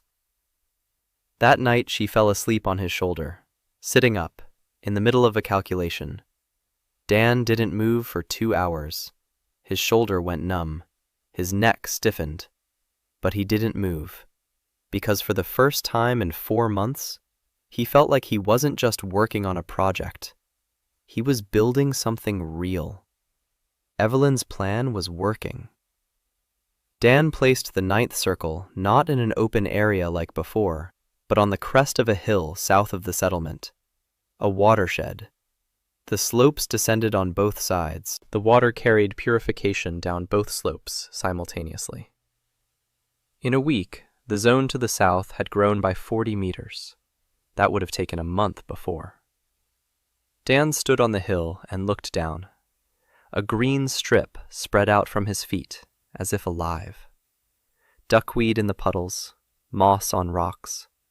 Pale stems were pushing through the black earth. He turned to Evelyn. She was standing next to the parchment, making notes. Her hands were covered in ink. Her glasses had slipped to the tip of her nose. 40 meters in a week. I said 4 times that much. She looked up and smiled, timidly, with one corner of her mouth. By the 5th month, the population had surpassed 70. The wall along the western and northern perimeters was ready, 2 meters high, 1 meter thick, with a passage on the west side that was closed off by a shield of dark leaf. Varn had forged 20 knives and 6 axes, metal from Chashcha ore, hardened over darkleaf coals, stronger than any Valdirian steel. They didn't make weapons, only tools, Dan insisted. "We're building, not fighting," Borg argued. "Without weapons, we're sitting ducks." Dan stood his ground. "Weapons will come when needed. For now, we need shovels," Borg grumbled. But Borg obeyed, because Dan was right every time Borg thought he was wrong. There was water where Dan said there would be water. There was a harvest where Dan said there would be a harvest. The wall stood because Dan said to build it that way and no other. It's hard to argue with a man who's right. In the 6th month, Ji-yoon arrived. She didn't come, she crawled. Marcus found her a kilometer from the zone. She was carrying a child in her arms, a boy of about 8, unconscious. She herself was no better off, dehydrated, emaciated. Her left hand was burned, not by magic, by fire. Marcus brought the boy. Ji-yoon walked on her own. She refused help. Silently, gritting her teeth, the last 100 meters to the zone. Nanny and Ira. Dan flinched. No. Ira hadn't arrived yet. Nanny took the boy. Decoctions, moss, a compress on his chest. The spores began to work, but the boy was young. His body fought back. 2 days later, he opened his eyes. Ji-yoon didn't leave his side for a moment. She didn't sleep. She didn't eat until Dan brought her a bowl and set it down beside her without a word. She ate. She didn't thank him. She didn't look at him. He wasn't expecting thanks. On the 3rd day, the boy sat up. His name was Min-jung, 8 years old. Big eyes, dark, frightened. He looked at everything around him and didn't say a word. On the 4th day, Ji-yoon approached Dan. She spoke little, quietly, every word like a stone. A village on the border. Sonwon. The Valdirian tax collectors came for the tax. The village couldn't pay. 3 crop failures in a row. The collectors set the houses on fire. Mother and father didn't come out. She grabbed her brother and ran, the only direction the soldiers wouldn't go. East. Dan listened. His face was stony. Inside, he was burning. He looked at her hands, weathered, calloused, hands that had worked the soil since childhood. "You're a farmer." She raised her head, looked him in the eyes for the first time. Yes. He turned and walked toward the southern border of the zone. She followed him, silently. He led her to a field, a new one, just cleared according to Evelyn's plan. Black soil, damp, loose. Not a single sprout. She stood and watched. "This is yours." She turned to him. "What?" "This field. Yours. Decide what will grow here." She didn't answer. She dropped to her knees, took a handful of soil, rubbed it between her fingers, slowly, as those do who know the earth not from books, but from their palms. He saw her face change, how her clenched jaws relaxed, how her shoulders dropped, how something in her eyes shifted from survival to life. She wasn't crying. Ji-yoon didn't cry in public. But her fingers clenched the earth so tightly that her knuckles turned white. "Good soil," she said quietly. "The best I've seen," Dan replied. She lifted her head, almost smiled. Almost. A week later, 3 types of crops were growing in Ji-yoon's field. The tubers Dan had found first, greens resembling spinach, and something new, a grain, thin stalks with ears. Ji-yoon found it by the stream at the edge of the zone. Wild. No one paid it any mind. She transplanted it, watered it, pruned it. 10 days later, the spikelets were full. She ground the grains on a stone. She ended up with flour. Coarse, gray, but flour. She baked a flatbread over coals. The whole camp stood and watched as a woman who doesn't say 10 words a day silently baked bread. The first bread in Rotten Thicket in 800 years. Dan took a bite. Heavy, dense, with a nutty flavor. The best bread he'd ever eaten. He looked at Ji-yoon. She stood by the fire. Her face was calm. Her hands were covered in flour. Min-young sat nearby, eating the flatbread so greedily that crumbs flew in all directions. Dan sat down next to him. Min-young looked at him, for the first time, without fear. "Is it good?" Dan asked. The boy nodded. "Do you want me to teach you to read?" Min-young stopped chewing. He looked at his sister. Ji-yoon wasn't looking at them, but Dan saw her tilt her head slightly in their direction. She was listening. Min-young turned back. He nodded. Small. Cautious. "All right. We'll start tomorrow. Dan didn't know to teach children. He'd never done it before. He had no books, no paper, no pencils. He wrote letters with a stick on the hard-packed earth. English letters, because he didn't know any others. Mingyung repeated them, silently, diligently. Within a week, he knew the alphabet. After 2 weeks, he wrote his name. Crooked, but by himself. Ji-yeon watched from a distance. Every evening. Dan pretended not to notice. By the end of the 6th month, 2 events occurred. The first, the decontamination zone had reached 300 meters in diameter along its longest axis. It was an area where up to 500 people could live. So far, there were 73. But Dan was looking ahead, always ahead. The second event. Marcus returned from a long reconnaissance mission. He had been traveling west for 2 weeks, further than ever before, and he brought news that Dan had both been waiting for and feared. Valderia. They know about them. Not scouts, not rumors. They know. Merchants at the border market in Rest Hill were trading a knife, a Varnov knife, one of the first. Someone had brought it out, maybe one of the new settlers, maybe traded it for something along the way.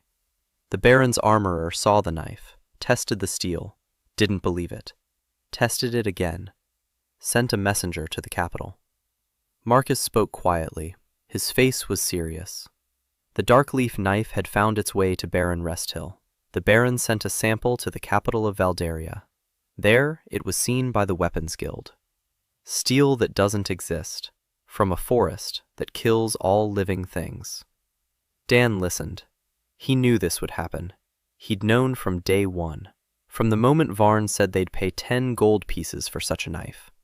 Resources, incredible soil, steel surpassing anything known, wood stronger than stone, medicinal plants. A territory cannot be conquered because no army can pass through the thicket. All of this together made his clearing the most valuable piece of land in the world. And now they had found out. He had convened a council, the first real council. 12 people. Marcus, Borg, Varn, Osmond, Alice, Galt, Doran, Nanny, Evelyn, Ji-yeon, and 2 hunters from the second wave, Ren and Dobbs. Dan spoke. They had found out about him. Trading had become dangerous, but not trading was impossible. They needed salt. They need iron. They need cloth. They need seeds. They can't be self-sufficient. Not yet. So they need a trade route. A safe one. A controlled one. Marcus. How many routes lead west from the thicket? 3, maybe 4, but only one is safe. Then we'll control that one. Borg. A checkpoint at the exit. 2 people, constantly. We decide who comes in and who goes out. Borg nodded. Finally. Varn. Knives, axes, tools. That's our merchandise. We trade what we can produce. Varn nodded. His eyes lit up. Evelyn. I need a map. The whole area. Every circle. Every watercourse. Every trail. I need to know what we have and where it is. Evelyn was already writing it up. 3 days later, Borg and Marcus left to set up a post on the Western Trail. Dan stood at the gate and watched them go. Ji-yeon stood beside him, silently, as usual. They want what we have, she said. Yes, they'll come for it. Yes. What are you going to do? Dan paused. I'll make it more profitable for them to trade than to fight. She looked at him for a long time. She nodded and walked away to her field. The first merchant arrived 2 weeks after Borg and Marcus took up their post. Short, round, with 2 mules loaded with sacks. He stood before Borg and Marcus, sweating, not from the heat, from fear. The thicket behind him stirred like mist, and he flinched at every sound. Borg checked the sacks. Salt, cloth, a coil of rope, 2 sacks of grain, iron ingots. Marcus led him down the path. The merchant walked so close to the guide that he was stepping on his heels. When they came out onto open ground, the merchant stopped. He looked at the greenery, at the wall, at the people, at the smoke from the smithy, and his face changed. Fear was gone. Calculation had taken its place. Dan saw that moment, and he understood. It would be the same for everyone. First fear, then understanding, then greed. The merchant's name was Lauren Visk, a middle-of-the-road trader from a border town, a risk-taker, a tightwad, with eyes that counted coins faster than his mouth spoke words. He surveyed everything, the garden beds, the smithy, the wall, the stockpiles of darkleaf, Varn's knives. He ran his fingers over the blade, whistled. How much? Varn looked at Dan. Dan named his price. 5 sacks of grain for the knife, or 2 sacks of salt. Visk laughed. Then he saw that Dan wasn't joking. He stopped laughing. They haggled for an hour. They agreed on 3 sacks of grain for a knife and 1 sack of salt for an axe. Visk left with 5 knives and 2 axes. He left 15 sacks of grain, 5 sacks of salt, cloth, rope, and a promise to return in 3 weeks. He returned in 10 days, with 3 mules, and with 2 other merchants. Trade began. Dan didn't like to trade. He didn't understand the pricing of this world. He didn't know the exchange rate of gold to silver. He didn't know the prices in the markets of Valdaria. But he knew one thing. What Varn produces cannot be obtained anywhere else. A monopoly, the world's only source of darkleaf steel. And he set a rule. Payment in goods only. No gold. You can't eat gold. You can't plant it. You can't build a wall out of it. He needed grain, salt, cloth, seeds, tools, livestock. The merchants grumbled, but they agreed, because the markup on darkleaf knives in the capital was 800%. You might as well pay with ropes. Evelyn did the math. She turned out to be obsessed with accuracy. She weighed every sack. She recorded every transaction. A month later, she had a ledger. Income, expenses, inventory. Dan looked at the ledger, and for the first time thought that in his past life, he'd been wrong not to take an accounting course. By the 7th month, a woman came to the gate who was neither a merchant nor a fugitive. She came alone, without belongings, without weapons. Hands behind her back, steady stride, calm. Long black hair tied in a bun. A calm face, dark eyes, attentive. Borg stopped her at the guard post. Who? Why? Where from? She answered evenly, 3 words to each question. Ira Tan, to heal people, from the capital. Borg brought her to Dan. He was sitting with Evelyn over a map of the zone. They were arguing about the location of the 11th circle. Evelyn insisted on the southeast slope. Dan said the groundwater was too deep there and efficiency would be low. He looked up. He saw the woman. He stood up. Borg said, "She says she's a healer. Ira Tan." He remembered that name. Nanny had mentioned it. A pharmacist from the capital. The church accused her of black alchemy. She fled the stake. Literally. He looked at her closely. Scars on her wrists. Thin. Neat. From ropes. They tied her to a post. She looked at him just as closely. "You're the one who cleanses the thicket. I'm the one who digs ditches." She raised an eyebrow slightly. I was told that people live here, that they don't have a doctor. No, Nanny is a herbalist, but not a doctor. I'm a doctor, an apothecary. 15 years of practice. Surgery, therapy, pharmacology. He saw shadows flit across her calm face. 15 years. She'd been treating people for 15 years. And then those same people turned her into the church. We need a doctor, but we don't have a pharmacy. She paused. I don't need a pharmacy. I need a table, clean water, and plants. He nodded. Nanny will show you what grows here. We have 23 species, 7 edible, 4 medicinal. That's just what we've found. Ira nodded. She turned to Borg. Where will I live? Borg led her to an empty dugout. She went inside, looked around, came out. She didn't say a word. 3 hours later, she was sitting with Nanny over the spread-out herbs. Nanny was talking. Ira was listening. She touched every leaf, every stem. She sniffed. She tasted with the tip of her tongue. She made notes on a piece of bark. By evening, she came to Dan. There are 8 medicinal species here, not 4. Nanny left out 4 because they aren't used in her tradition. But I know their properties.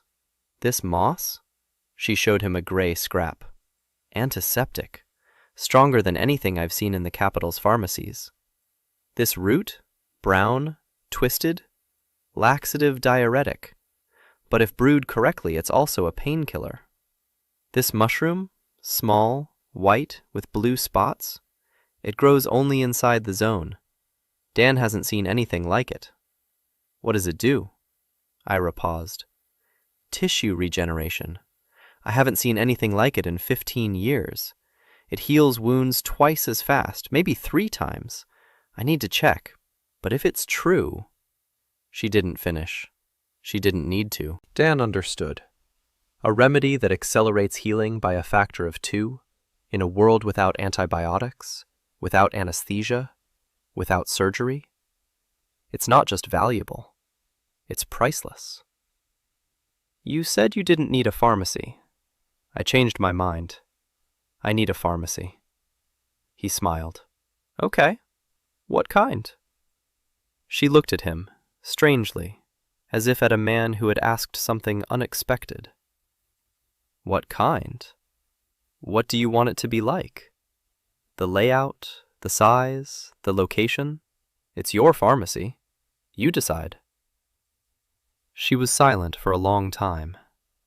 Then she began to speak, slowly, quietly, like someone who hadn't allowed themselves to want anything for a long time and had finally given in. Bright, with a large window facing east. Morning light is better for working with herbs.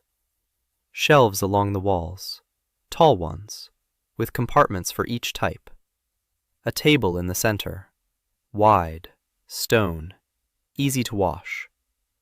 A separate room for patients, so the smell of herbs doesn't keep them from sleeping. And water, running water inside, for washing wounds. Dan memorized it, every word. Osmond, Dan called the boy. He ran over. Listen, remember, tomorrow we'll draw up a plan. Osmond nodded. His eyes were burning. He had long since stopped building on orders and started building because he wanted to. Every new building was like a gift to him. Varn listened from the sidelines. A stone table, then. Stone. I'll make it. Dan looked at them. At Osmond, who was drawing the plan in his head. At Varn, who was already figuring out how to hew the stone.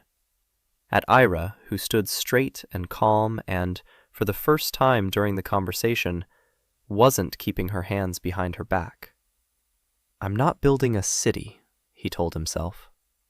I'm building a pharmacy for Ira. They started building the next day. Osmond laid the foundation, stone by stone, even, precise. The brothers erected walls of dark-leafed stone, Varn hewn the stone countertop. Dan laid a pipe made of hollow stems from a bamboo-like plant that Ji-yoon had found near the southern border. Water flowed from the stream straight inside. Running water. Clean. 12 days. When Ira entered the finished building, she stood in the doorway for 3 minutes. Silently. She looked at the shelves, at the table, at the window through which the morning light was streaming, at the water flowing down the gutter into the stone basin. Dan stood outside. He didn't come in. This was her space. She turned around. Her eyes were dry, but her chin was trembling. One small movement that gave everything away. "Thank you."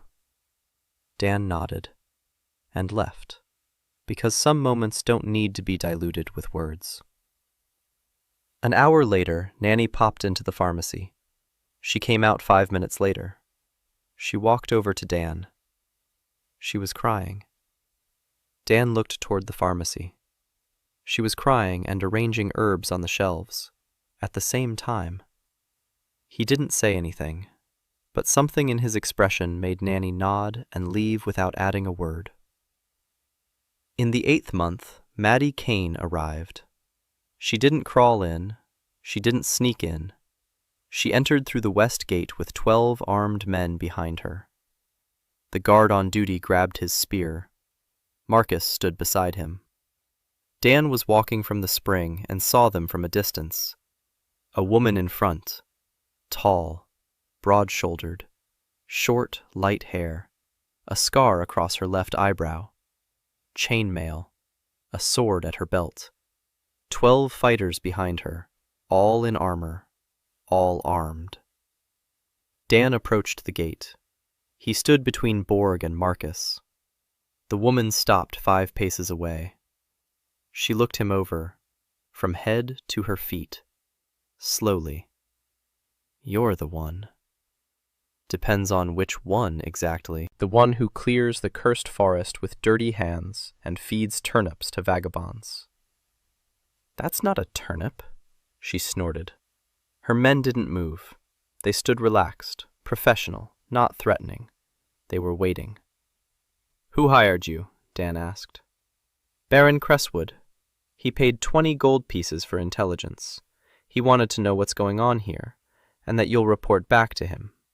She looked at the wall, at the smithy, at the fields behind her, at the smoke from the campfires, at the children playing by the stream, Tom, who was chasing a stone with a stick, Lena, who was weaving a wreath from stems.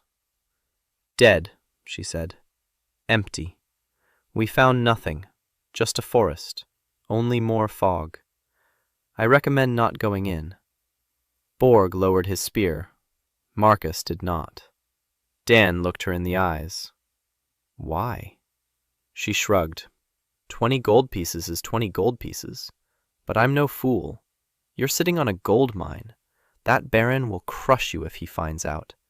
And I need a job, a real job, not a bloodbath. I have 12 swords, the best in the borderlands, and we're tired of killing. She said it simply, no drama, like a fact. Dan saw her men, 12 people, hardened faces, tired eyes, not the eyes of killers, the eyes of people who've seen too much and wish they could unsee it. "Come in." Marcus looked at Dan. There was a question in his gaze. Dan nodded slightly. "Trust me." Maddie and her people entered. They took up positions by the west wall. Quietly, organized. No fuss. A military habit. An hour later, they were already helping Borg carry stones. 2 hours later, Maddie was sitting on the wall, surveying the perimeter. Dan walked over. He sat down next to her. She spoke without turning around. "The wall is good, for a village. For a city, it's weak. There are no towers here. No battlements, no moat. There's only one entrance, and that's covered by a wooden shield. A serious unit could take this down in an hour." "I know." She turned around, looked at him. And you didn't build anything better because I didn't have anyone who knew how to build defenses. There are people who know how to build walls. There are people who know how to forge. There are people who know how to grow food. But I didn't have anyone who could think like you. She looked at him for a long time. You're a strange man.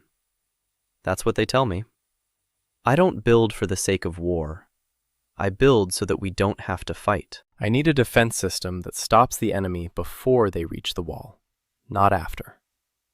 She was silent. Then she smiled, slowly, broadly, for the first time during the conversation.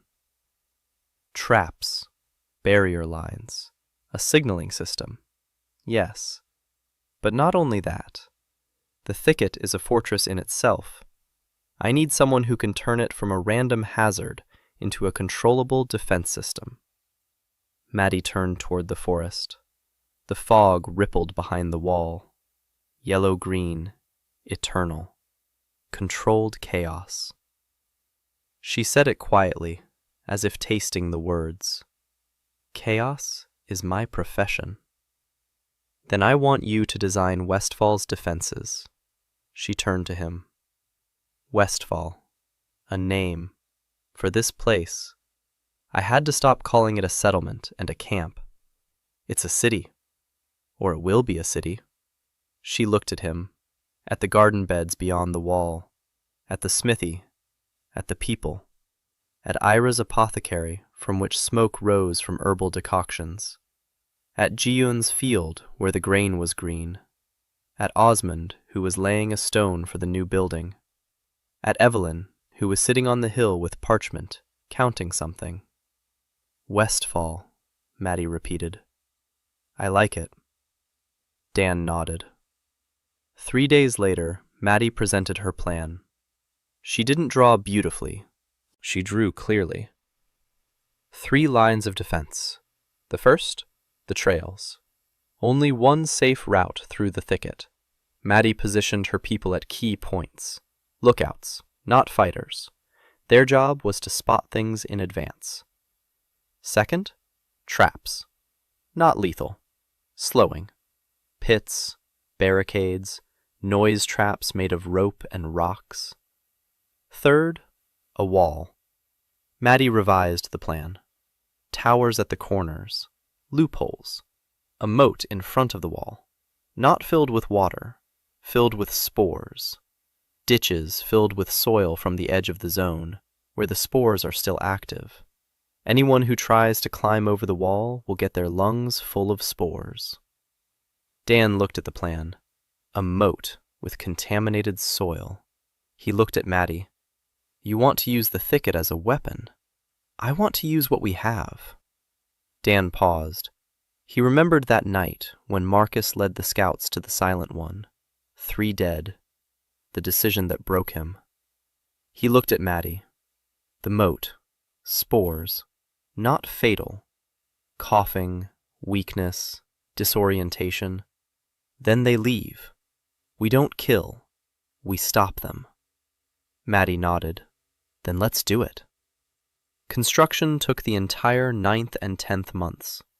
Maddie worked alongside her people, hauled stones, dug the trench, set tripwires.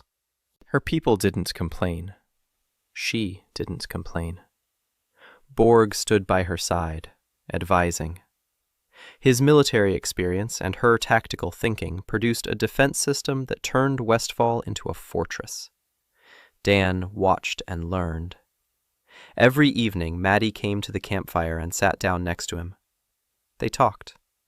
Not about the war, about the construction, about how the zone was changing, about the people who were arriving, about Tom, who had learned to count to 100, about Minjung, who now wrote letters neater than Dan, about Nanny, who grumbled at everyone but brought everyone a herbal tea before bed.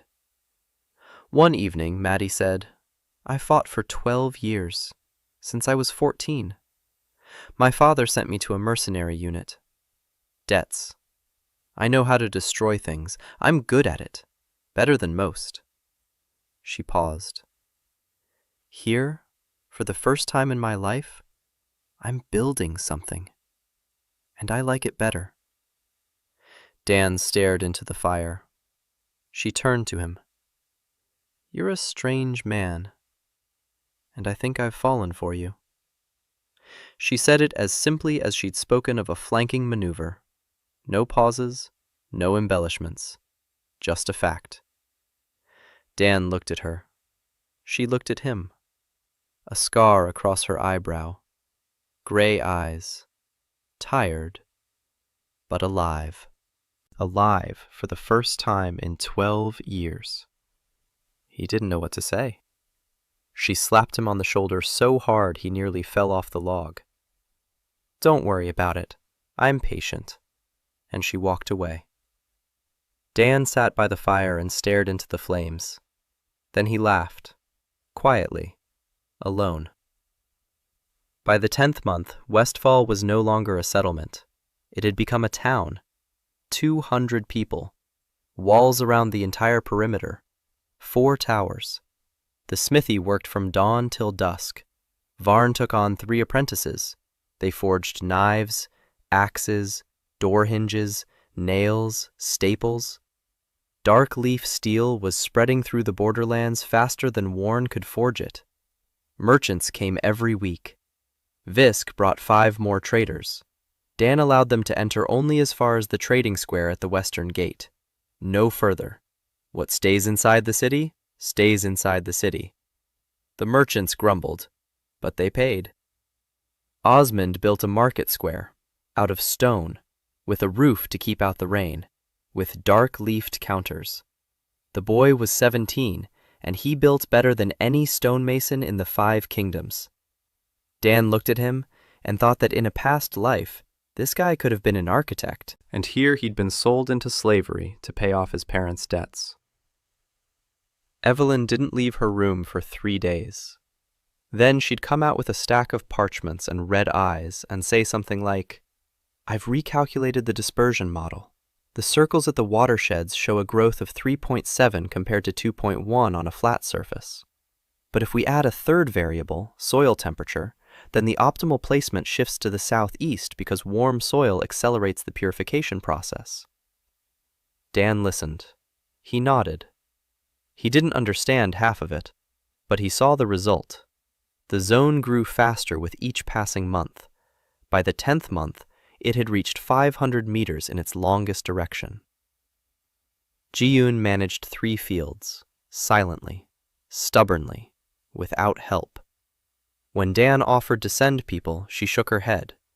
Then, when there were 5 fields, she agreed. She took 4. She taught the way she did everything, without words.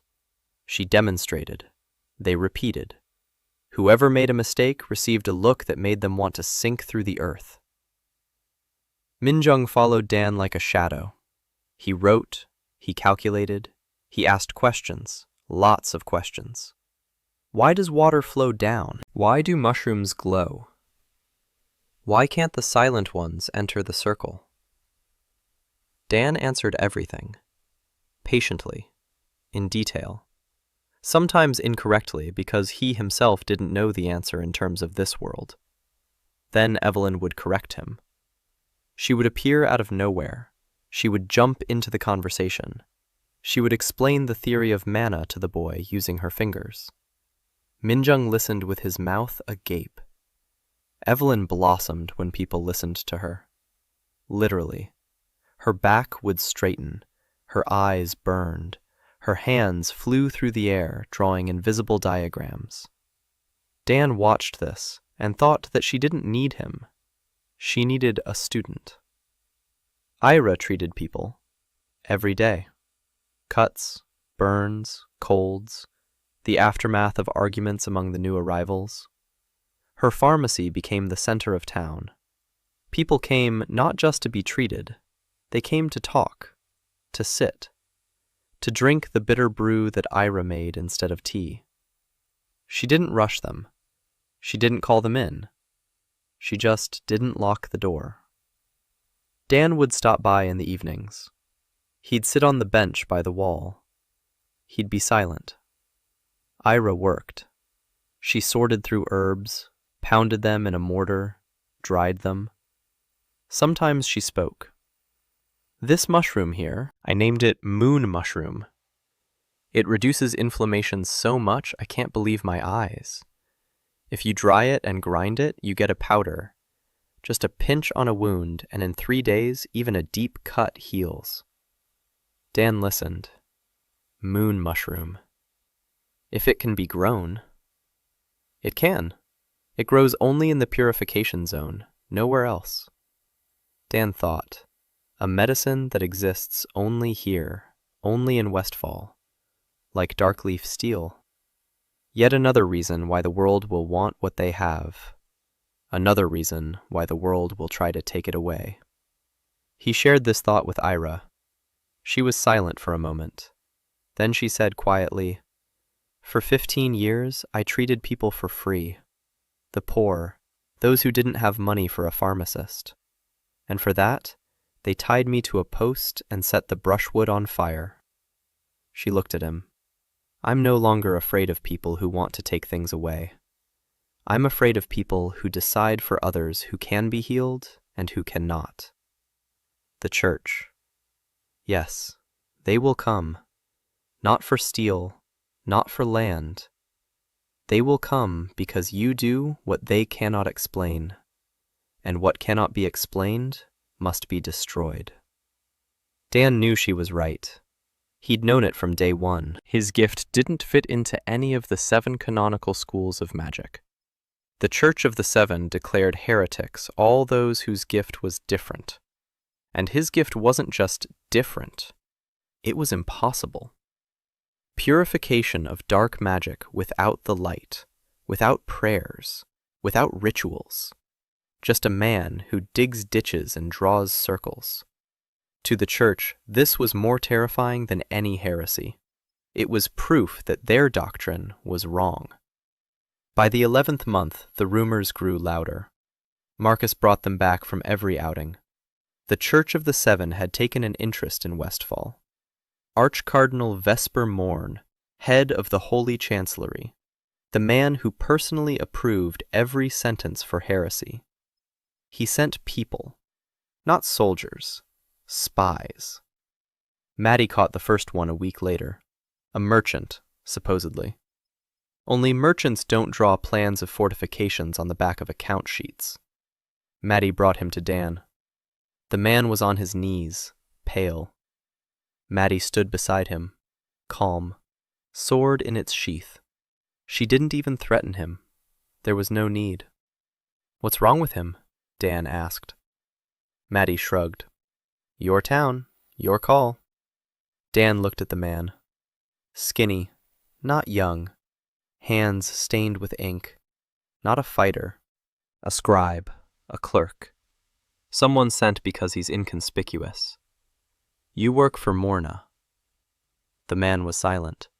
Dan sat down across from him. "I'm not going to kill you, or maim you, or lock you up. I'm going to let you go." Maddie looked at him. The man looked up.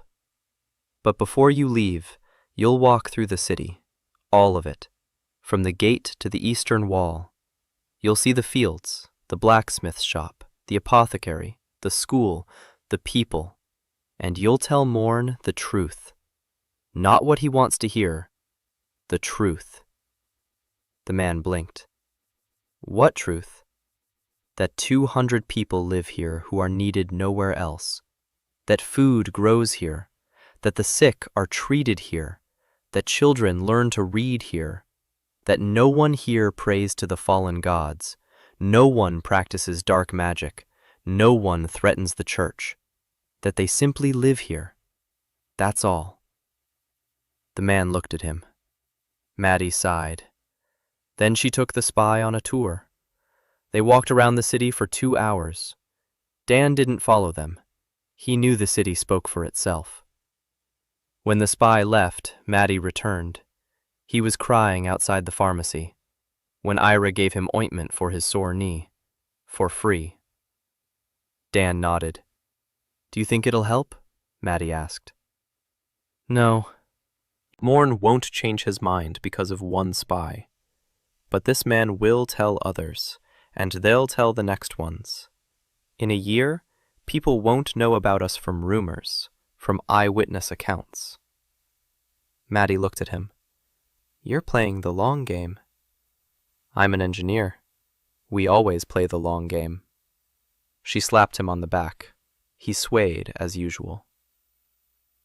A month later, Rowena Ashford arrived, 19 years old, dark hair, eyes that burned with rage even before she opened her mouth. She stormed through the gate with a sword on her back and demanded to see the boss. Borg pointed to Dan. He was standing knee-deep in mud by the new drainage ditch, clearing a clog. Ro looked at him. He looked at her. From the bottom up, with a dirty face and a stick in his hand. You're the boss. I'm the dirtiest one here. Usually, that's the same thing. She didn't laugh. I need an army. I need gravel for the filter. So if you want to talk, grab a shovel and help out. Ro Ashford Ford, the last of her line. Her father was killed by Valdirian mercenaries. The estate was burned. The lands were confiscated. She fled with the family sword and a list of names, people she wanted to take revenge on. She wanted to hire Dan. His city. His people. His resources. For war. Dan listened. He nodded. I have no army. I'm not waging war. But if you have nowhere else to go, you can stay. She stayed. Angry. Hurt. Thinking he was a coward. Dan didn't argue. He gave her a job. City Treasury Accountant. Ro took it as an insult. She said she was a lord's daughter, not a scribe.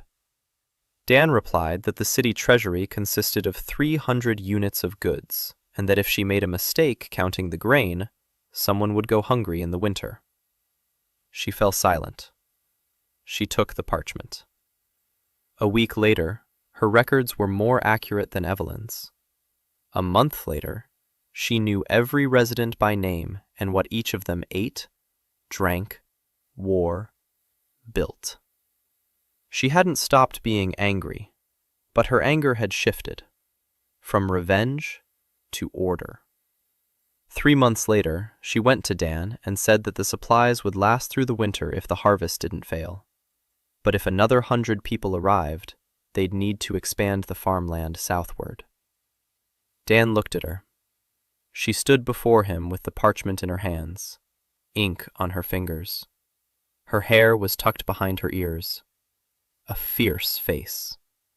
But her eyes were different. Not empty. Engaged. You're doing a good job, Ro. She blushed. She turned away and walked off, muttering something about the storage rooms. Winter came in the 13th month. The first snow fell on the walls of Westfall, and Dan stood on the tower watching as white settled on green. Inside the zone, the snow was pure, white. Beyond the walls, it fell into the fog and turned gray while still in the air. The boundary between the living and the dead ran exactly along the line of the wall. The city had prepared. Ro had counted the supplies 3 times. There was enough grain. There were enough tubers. There were enough dried mushrooms. Meat had appeared in the diet 2 months ago when hunters began catching small animals at the zone's border. The animals came for the clean water. Not many, but enough. Firewood from dark-leaved trees burned on peat coals. The heat from them was such that the stone walls of the dugouts warmed up and retained the heat. There wasn't enough clothing. Merchants brought fabric, but not much. Nanny taught the women to spin fiber from the stems of marsh grass, coarse, prickly, but warm. Dan wore a shirt made of this fabric and tried not to scratch himself in public. In the 14th month, Hana Cho arrived. She entered quietly, without a sound, without asking. She simply appeared at the eastern gate, which almost no one used because the thicket lay to the east. She was short, gentle. Her hair was braided into 7 plaits. Her clothes were simple, clean, no weapons, a bag of seeds in her hands. The guard on duty didn't know what to do with her. She had come from the east, from the depths of the thicket. That was impossible. No one survives in the depths of the thicket. She smiled at him and said that the earth had brought her here. Borg decided she was crazy and brought her to Dan. Dan was sitting with Evelyn over a new map. The zone had reached 800 meters. The spread model had become more complex. Evelyn entered a 4th variable, the phase of the moon. It turned out that dark magic was stronger during the new moon and weaker during the full moon. Circles drawn during a full moon expanded 20% faster. Dan pushed the map aside and looked at the woman with 7 braids. She was looking at him, calmly, without fear, without a plea, like a person who had come to the right place and knew it. I am Hana. I am a priestess of the old earth. I have come because the earth will give birth. Dan didn't understand. Evelyn raised her head. Her eyes widened. The cult of the old earth. I've read about it. The church destroyed them 200 years ago. Didn't destroy, Hana said softly. Scattered. Dan invited her to sit down. She sat down, untied the bag, poured the seeds onto the table. Dozens of varieties, different ones, small ones, large ones, dark ones, light ones. These are wild seeds. I gathered them in the thicket, 20 days. Dan froze. You were in the thicket for 20 days? Alone? She nodded. How did you survive? I talked to the earth. It answered me. Evelyn opened her mouth, closed it, opened it again. That's impossible.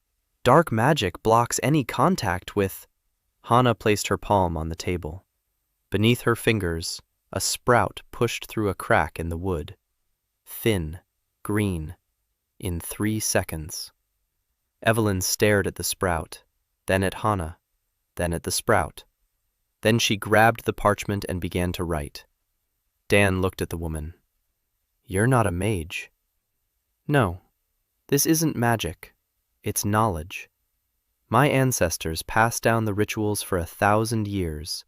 When to sow, when to water, when to speak to the earth. The church called it heresy. But the earth doesn't know what heresy is. It just grows. Dan understood. Folk agronomy. 1,000 years of farming experience encoded in rituals. Every ritual is an instruction. Every prayer is a method. Her ancestors weren't priestesses. They were scientists who didn't know the word science. He reached for the seeds, took one. Round, smooth, warm to the touch. What is this? Sunroot. Grows only in the shade. Produces a tuber in 5 days in good soil. Rich in oil. You can press it. Oil. They had no oil. Not once in 14 months, not a drop. They fried in water, steamed. He held the seed and thought that in a past life he would have gone to the store and bought a bottle of olive oil for $5. But here, a single seed cost more than his entire year's supply. We're done for. I want you to open a school. She raised her head. A school? Not a temple, not a prayer hall, a school. An agricultural one, where you'll teach people what you know, not as rituals, as a method. Her eyes changed, not wet, not frightened, something deeper, as if the word she had been waiting for her whole life had finally been spoken. My cult is almost destroyed. I am one of the last. If I die, the knowledge will die with me. Then don't die, and teach others. She was silent for a long time. Then she nodded. Then she smiled, quietly, like dawn. Hana's school was built in 10 days. By that time, Osmond could build anything. A low building made of stone and dark-leaved wood.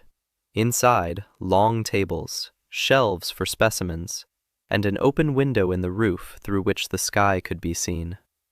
Hana insisted. "The earth must see the sky," she said. Dan didn't argue. On the first day, 8 students came. A week later, 20. Hana taught quietly, no shouting, no pressure. She demonstrated, she explained. She placed a seed in a student's hand and said, "Feel it. When it's warm, it's ready. When it's cold, it's too early." Evelyn came to every lesson. She sat in the corner. She took notes. A month later, she ran to Dan with an expression he had already learned to recognize. It meant her world had been turned upside down. "She isn't a mage, but she does what light magic cannot. Her rituals work on a different principle, not the destruction of darkness, but the strengthening of life. You see? Not an attack, but growth."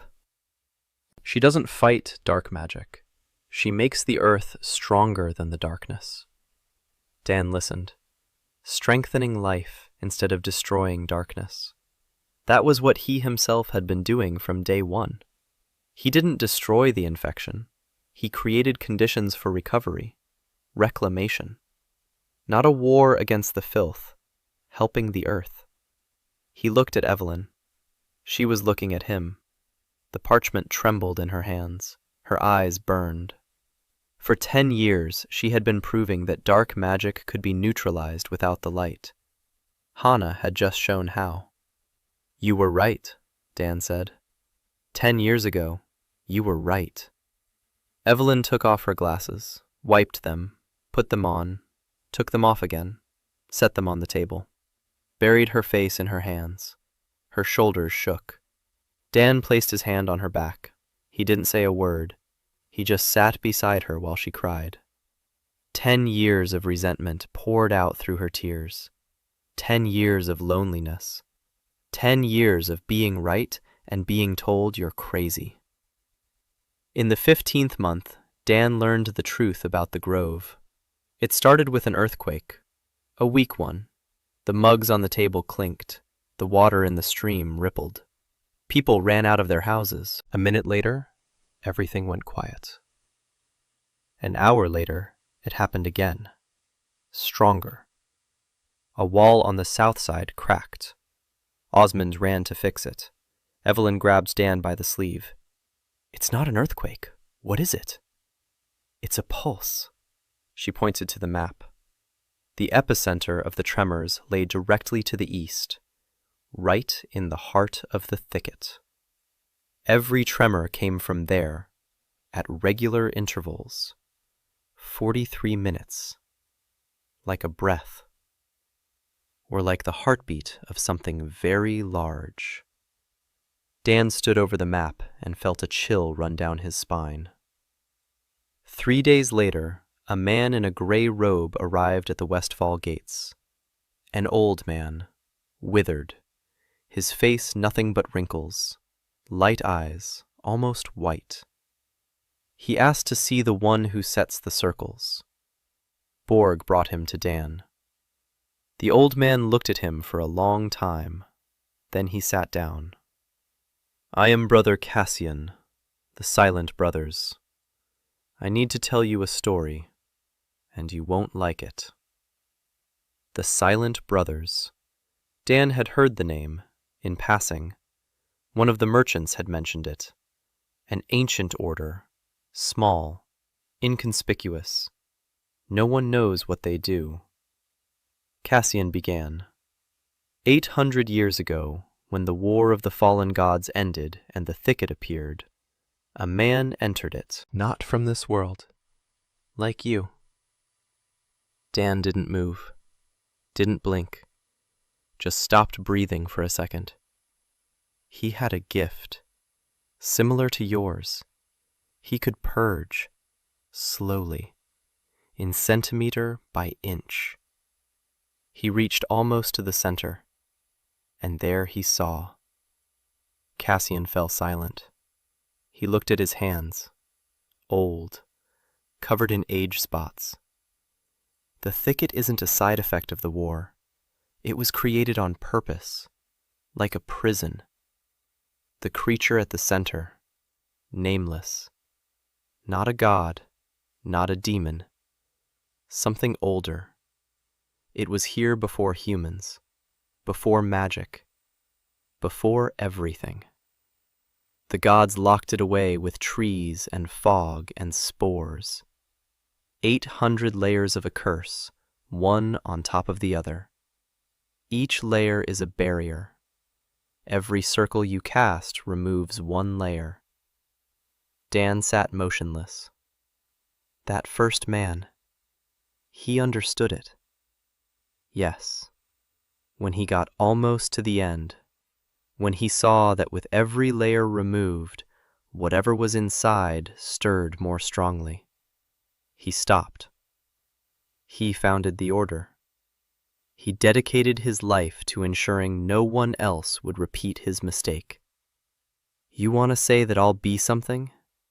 I want to say that you've already awakened something. A pulse. Thrusts. 43 minutes. It's waking up. Faster with every layer removed. How many layers have I removed? Cassian looked at him. By my calculations, about 40. Just over 700 left. But the rate of awakening is non-linear. The first 40 layers gave it the ability to move. The next 40 will give it the ability to see, then to hear, then to think. Silence. Dan sat and looked at the map, at his city, at the purification zone that stretched a kilometer in every direction. Every meter of this zone was paid for with his blood, his lungs, his time. Every meter is a home for someone, a field for someone, safety for someone, and every meter peeled away another layer from the prison. What will happen if it wakes up completely? Cassian was silent for a long time. We don't know. Our founder believed it would destroy the world, but he didn't see it through to the end. He didn't see what was inside. He only sensed it and feared it.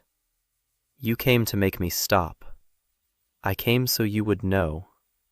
The decision is yours. Dan raised his head. The decision is mine, but the price belongs to someone else. 200 people live here because I promised them safety. Cassian nodded. That's why I'm here. Not to command, to warn.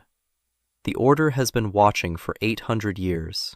6 came before you, from other worlds, all with a similar gift. 4 perished, 2 became one of us. You are the 7th, and the first to have come this far without being left alone. Cassian stood. He bowed and walked into the mist. Dan sat alone for a long time. Then he walked to the eastern wall. He stood and looked into the thicket. Fog, darkness, and somewhere out there, hundreds of kilometers to the east, something pulsed, once every 43 minutes.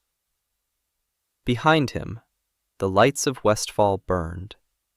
He heard laughter, the tap of a hammer, Nanny's voice scolding someone for improperly dried herbs, Min Jung's voice reading syllables aloud, Maddie's voice leading the training, Evelyn's voice explaining something quickly and mixing up her words. His city, his people, and he stood between them and what was awakening.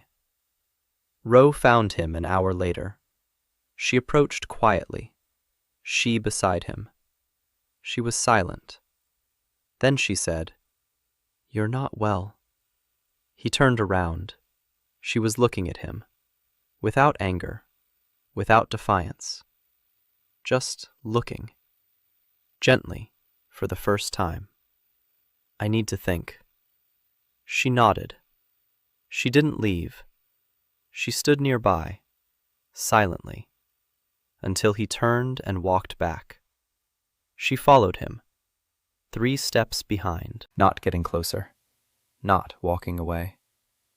He went into his dugout, sat down on the cot, clutched his head with his hands. What a world! You build a house and it turns out the foundation is resting on a coffin lid. Dan hadn't slept for 3 days. He lay on the cot and stared at the dugout ceiling. He counted the planks. He counted the cracks between them. He counted the beats of his own heart. Then he counted the pulse coming from beneath the ground. 43 minutes.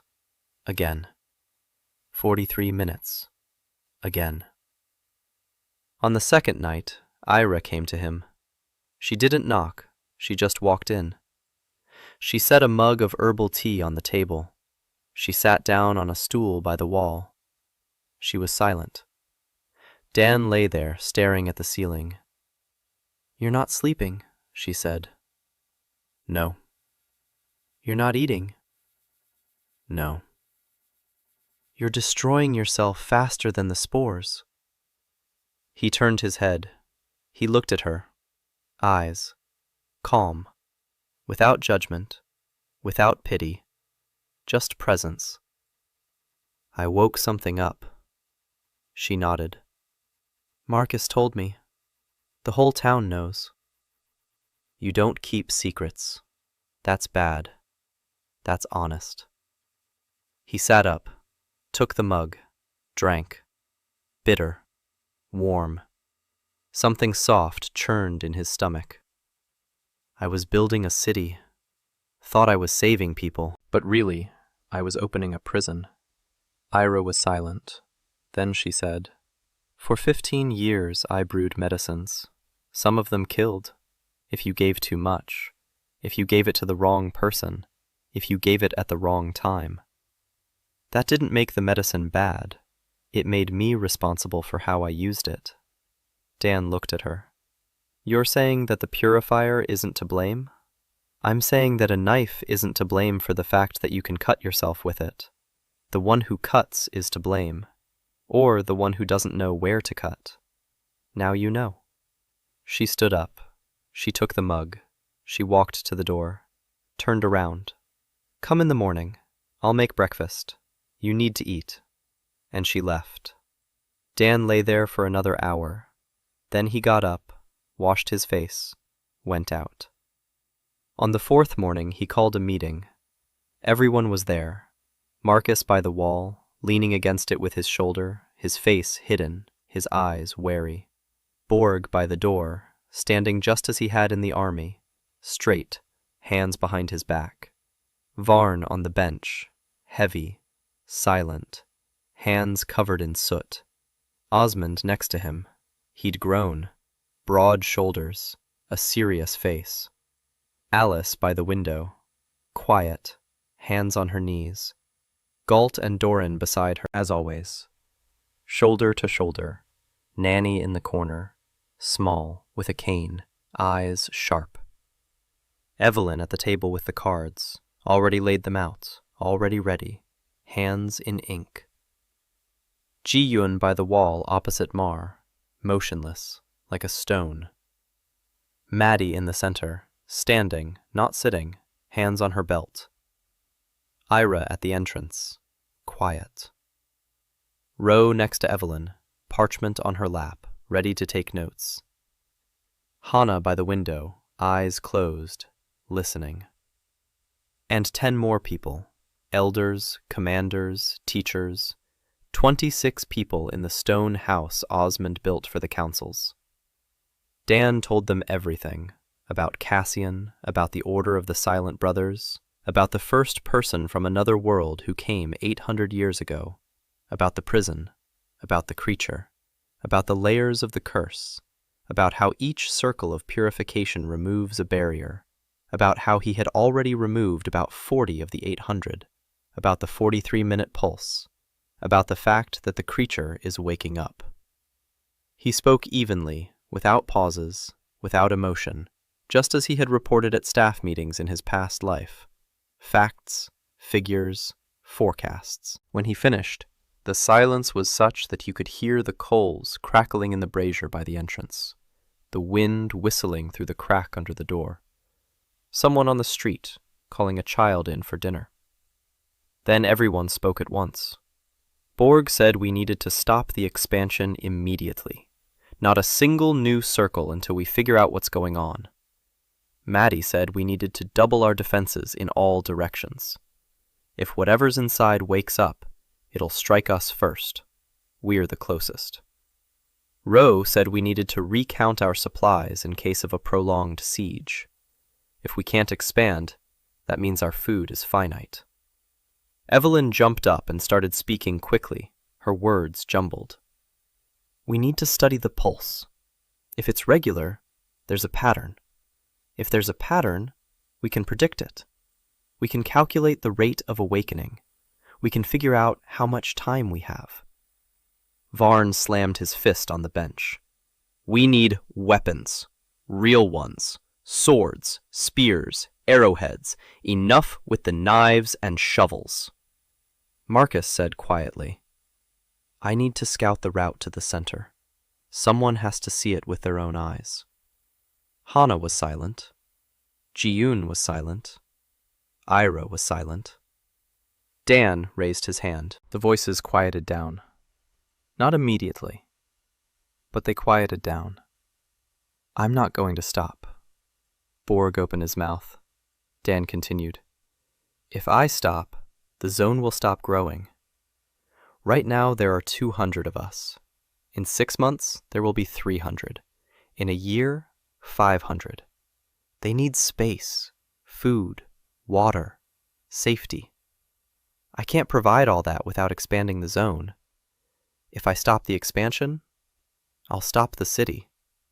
And the people walking toward us right now on the trails through the thicket will arrive and see that there's no room for them. Borg closed his mouth, opened it again. And if that thing wakes up and kills us all, then it won't matter how much space we had. Dan paused. I'm not saying there's no danger. I'm saying I don't have the right to hide from it at the expense of people who need a home. But I won't expand blindly. He turned to Evelyn. I need a model, an accurate one. How many layers I'm removing with each rotation, how far from the center we are right now. What is the rate of awakening at the current expansion rate? And most importantly, is there a point of no return? A threshold beyond which the process can no longer be stopped. I need to know where that line is so I don't cross it. Evelyn nodded. Her hands were already reaching for the parchment. Her eyes were burning. For her, this was a challenge, the best challenge of her life. Dan turned to Hana. I need to know everything your ancestors knew about the grove, about this creature, about the land before the war, about what was here before the gods cast their curse. Any ritual, any song, any parable. They might contain information that isn't found anywhere else. Hana opened her eyes. She nodded. My rituals remember what the books have forgotten. I'll tell you, Marcus. I need a route, not to the center, to a point from which the center can be seen or felt.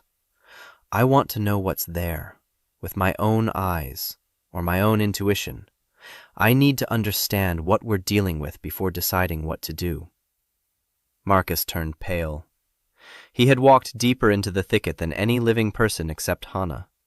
He knew what lay in the depths, but he nodded. Maddie, while I handle the east, you're in charge of the west. Valderia won't back down after a single setback.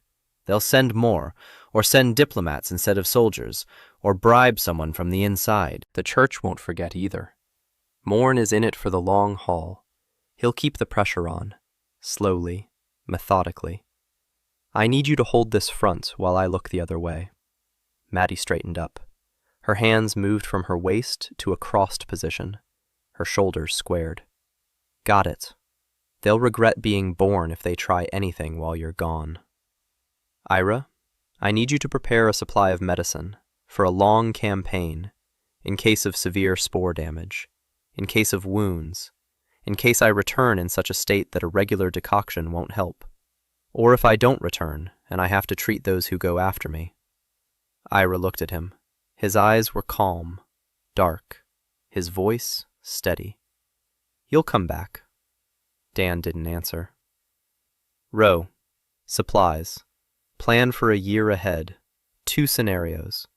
First, we expand at the current pace. Second, we halt expansion and live on what we have. I need to know the difference. Ro nodded. The parchment was already rustling beneath her fingers. The council meeting ended an hour later. The people dispersed. Dan remained alone in the empty hall. He sat at the table. He looked at the map, at the green speck of Westfall in the middle of the black infinity of the wilds. Small, fragile, alive. A week later, war came. Not from the east, from the west. The Valdarian army. 300 soldiers, heavy infantry, a mounted vanguard, 2 battle mages, supply wagons with a month's worth of provisions. This wasn't a reconnaissance mission. It was a takeover. At the head was Lieutenant Graus, a career officer with orders from Baron Cresswood, to annex Westfall, to confiscate resources, arrest Dan, take him to the capital for trial.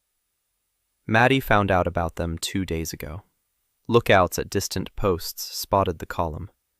Dobbs ran in at night, out of breath, gray with dust. 300, maybe more, with horses, with mages. They're taking the northwest trail.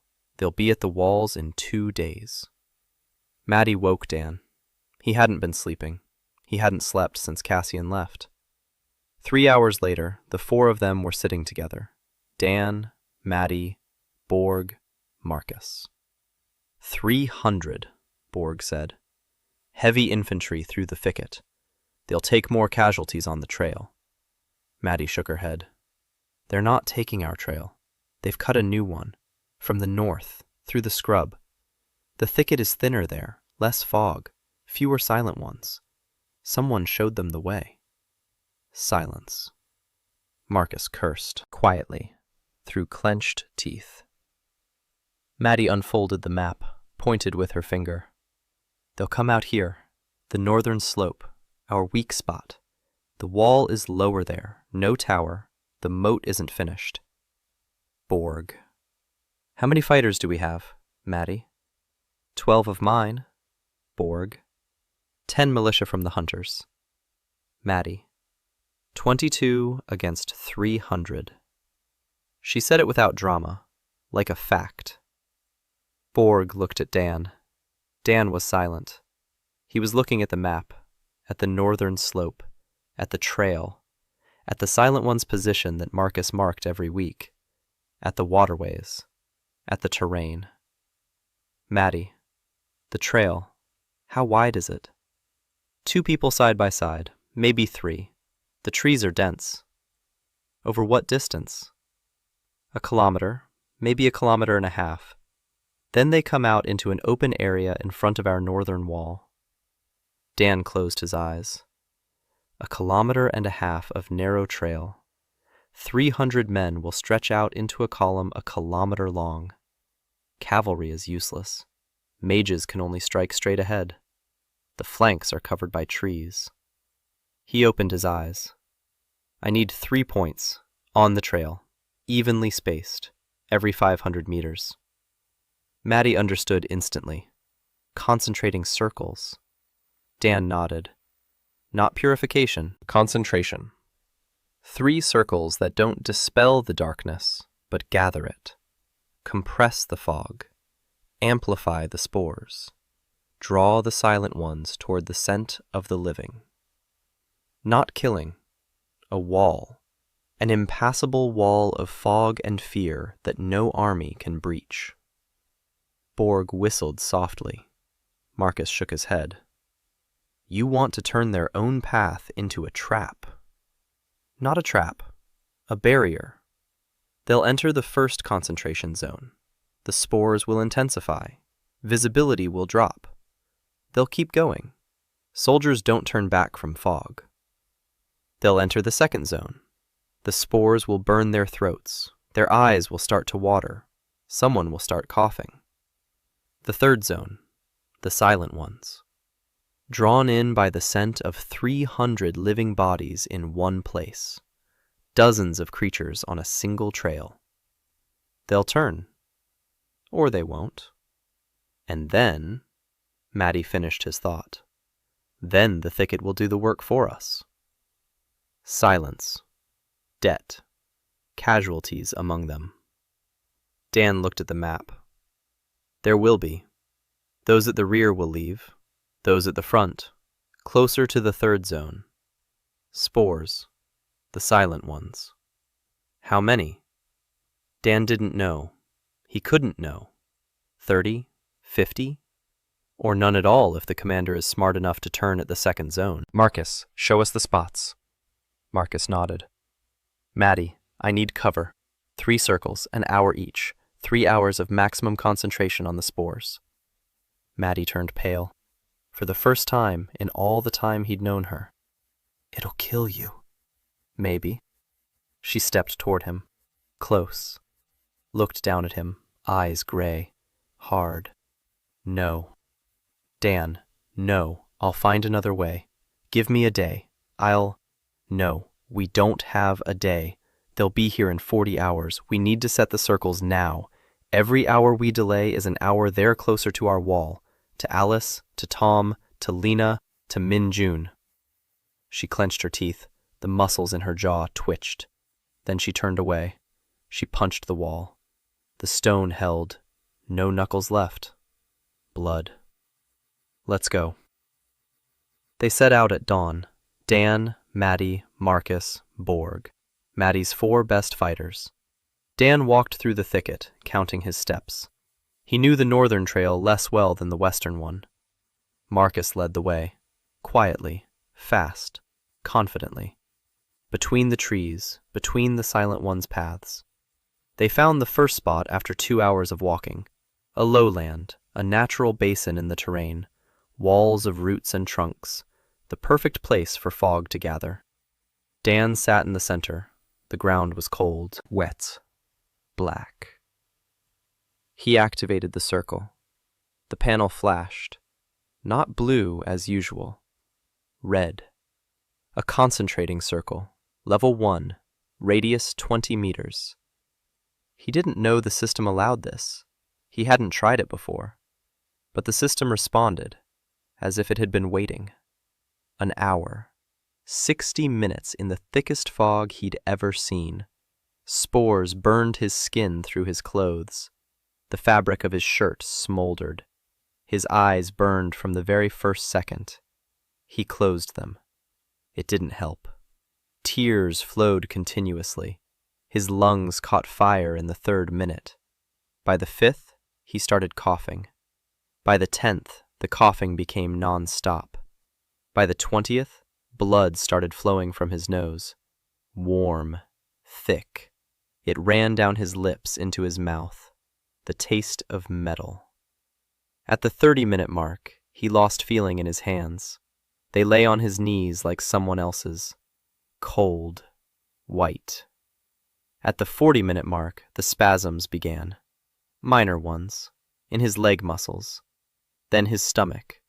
His body was trying to expel the poison. His body was losing. Maddie stood 15 meters away, right at the edge of the concentration zone. She couldn't get any closer. Even there, she was coughing. She pressed a wet cloth to her face. She watched him.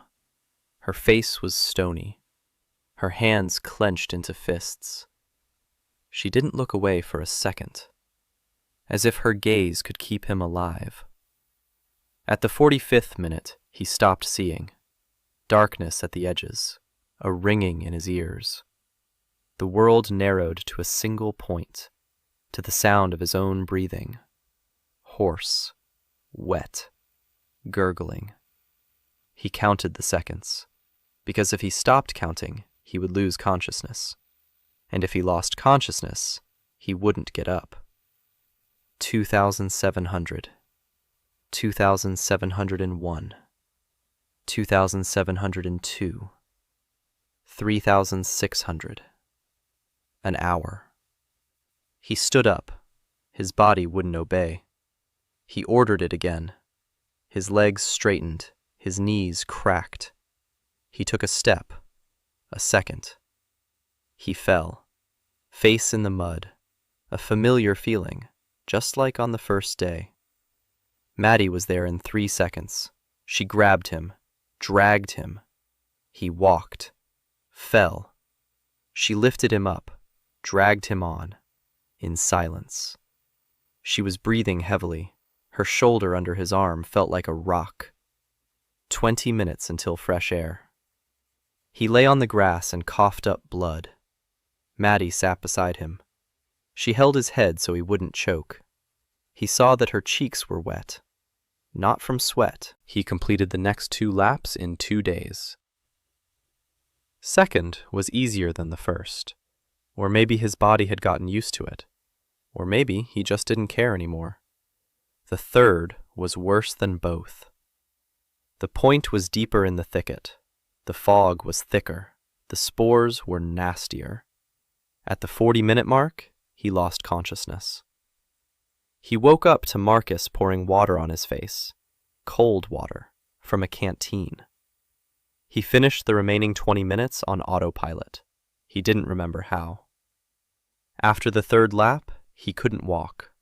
Marcus and Borg carried him on a makeshift stretcher made from Maddie's raincoat and 2 spears. He lay there and stared at the yellow-green sky swaying above him. And he thought that in his past life, the worst thing that had ever happened at work was when he fell into a pit of contaminated soil and got his new boots dirty. Ira, waiting at the gate. Her face was pale. Her lips were pressed together. Her hands were ready. She didn't ask what had happened. She didn't ask why. She laid him on the table in the pharmacy. That very stone table that Varn had hewn with his own hands. And she began to work. A decoction of fever-reducing root. A compress of antiseptic moss on his chest. Moonwort. Lots of moonwort. Ground into powder. Dissolved in warm water. Spoonful after spoonful into his mouth. Every 2 hours. Honey with mushrooms. Wrapped in a warm cloth. She didn't leave his side for 4 days. 4 nights. He heard her footsteps. Quiet. Steady. Back and forth. The clinking of glass jars. The rustling of herbs. The bubbling of decoctions. The grinding of the pestle in the mortar. On the 2nd night, she sat down next to his cot. He lay with his eyes closed. He wasn't asleep. He couldn't be. His lungs burned with every breath. She thought he was asleep.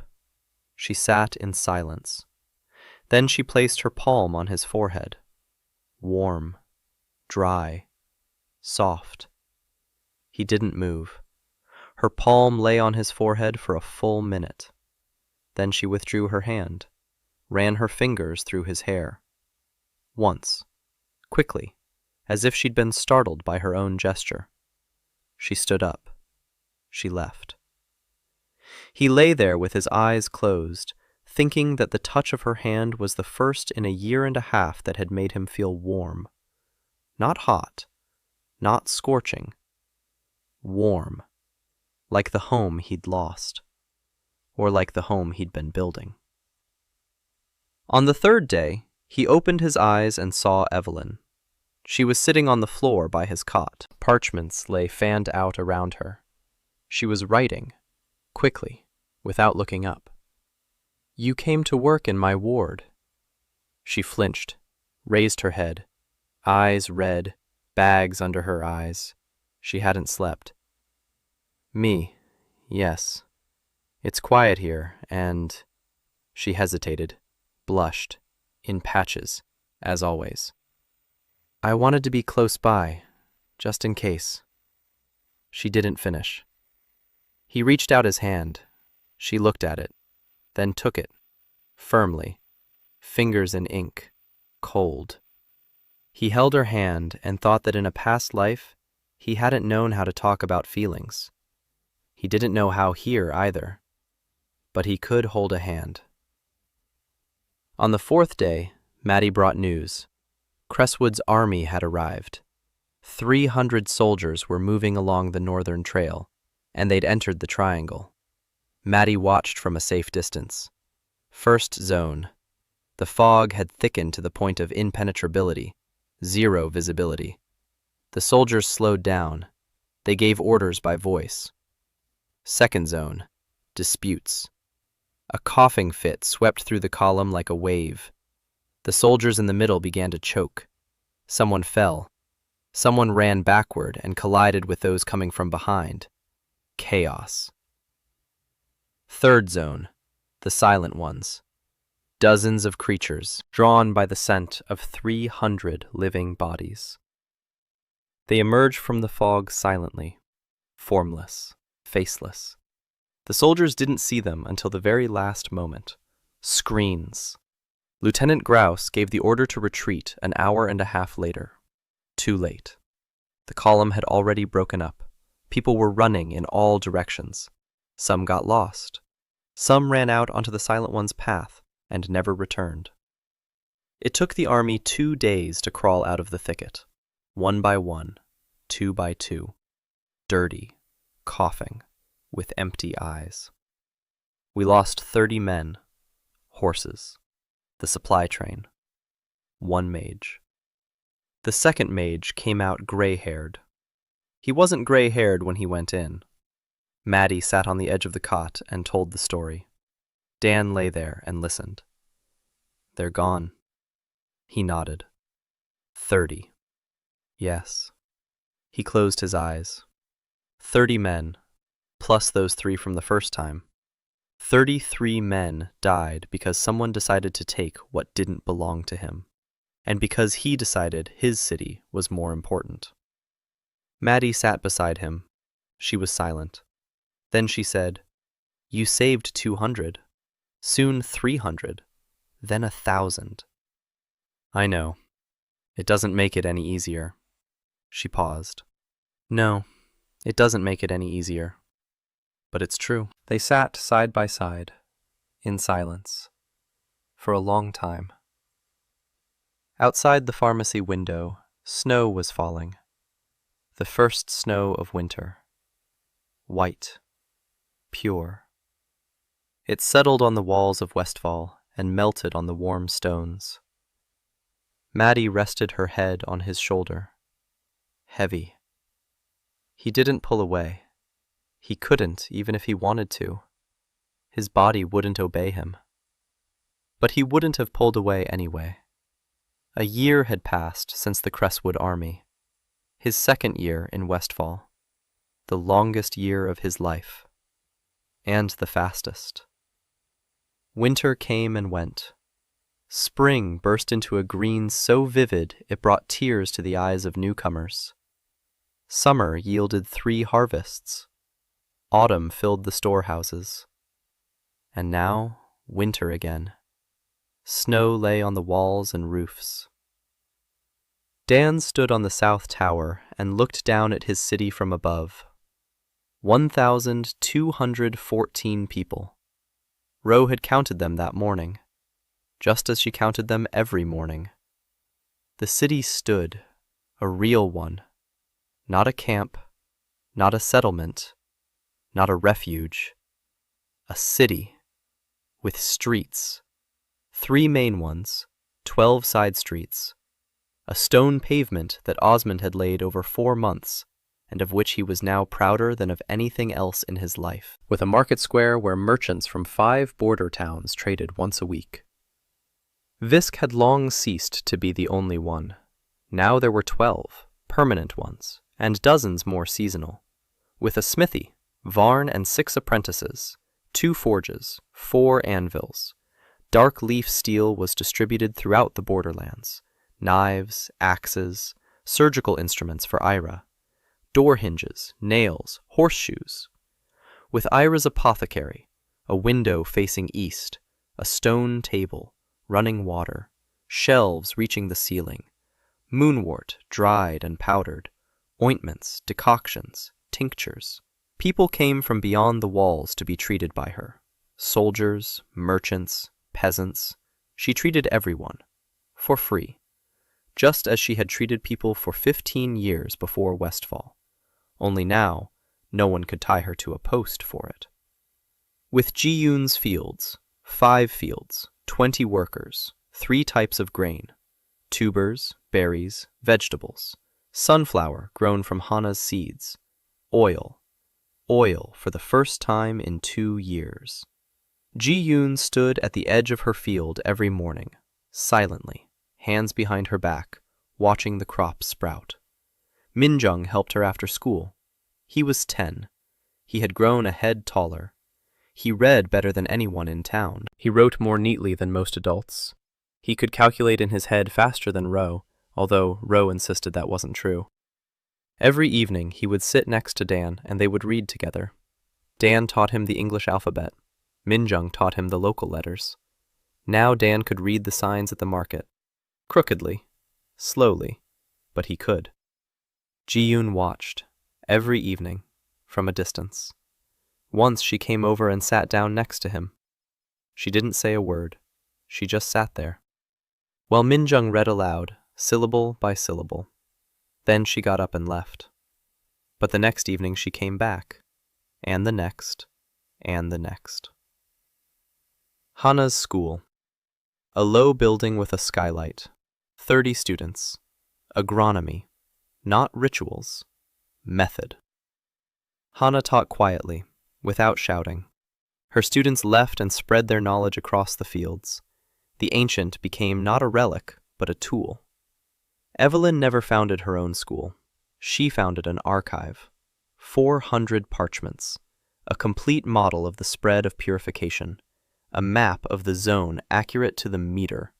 A map of the thicket with Marcus's annotations. The theory of magical pressure. 6 treatises, which, 10 years later, would overturn everything the Silver Spire Academy knew about dark magic. She worked 18 hours a day, fell asleep at her desk, woke up at her desk. Dan brought her food, set it down beside her, silently. She ate without noticing. Sometimes she fell asleep on his lap, just like that first night. He didn't move. He waited. Maddie and her defenses. 3 lines. Lookouts on every path. Traps on the approaches. A wall with towers. A moat with contaminated soil. Plus 3 concentric circles that Dan had set up before the battle with Cresswood. No army had gotten through. None would. Maddie trained the militia. 100 people. Not for war. For order. She didn't fight anymore. She didn't drink. She didn't swear. Almost. She built. And every evening she sat next to Dan by the fire. They talked. About the walls, about people, about the future. Sometimes they were silent. Sometimes she rested her head on his shoulder. Sometimes he rested his on the top of hers. Ro and her treasury. Every nail accounted for, every sack of grain, every roll of cloth. She knew the name of each of the 1,214 residents, what each one ate, what they did, how much they consumed, how much they produced. She wasn't angry anymore. No, she was angry, but for a reason. At the merchants who tried to cheat, at the workers who were lazy, at the weather that ruined the harvest. She found herself in the numbers, and in what those numbers meant. That no one was hungry, no one was forgotten, no one was lost. Nanny, 8 years old. No, She looked every bit of 100. But she walked with a steady gait. She grumbled loudly. She treated those who were too shy to go to Ira. She brewed potions that smelled like hell and worked like a miracle. Every evening, she brought Dan a mug. Drink. He drank. Didn't ask what was inside. Borg. His knee had healed. Ira had treated him for 6 months. Moonwort. Compresses. He no longer limped. Stood straight. He commanded the guards at the gate. Quiet. Tough. Reliable. When Dan went out to set the circles, Borg stood at the gate and waited. Every time. Marcus. The hunter. Scout. The first man. He went deeper into the thicket than anyone else. He returned with maps, with notes, with information. Once he left for 3 weeks, further than ever before, to the east, toward the center. He came back gray, thin, with empty eyes, sat down in front of Dan, was silent for an hour. Then he said, "There's something there. Big. I didn't see it, but I felt it.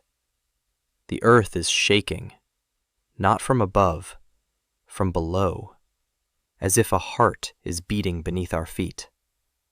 Dan nodded. He knew. The pulse, 43 minutes. He felt it every day, every night. Evelyn had calculated it. They had time. 10 years, maybe 12, before the awakening reached the point of no return.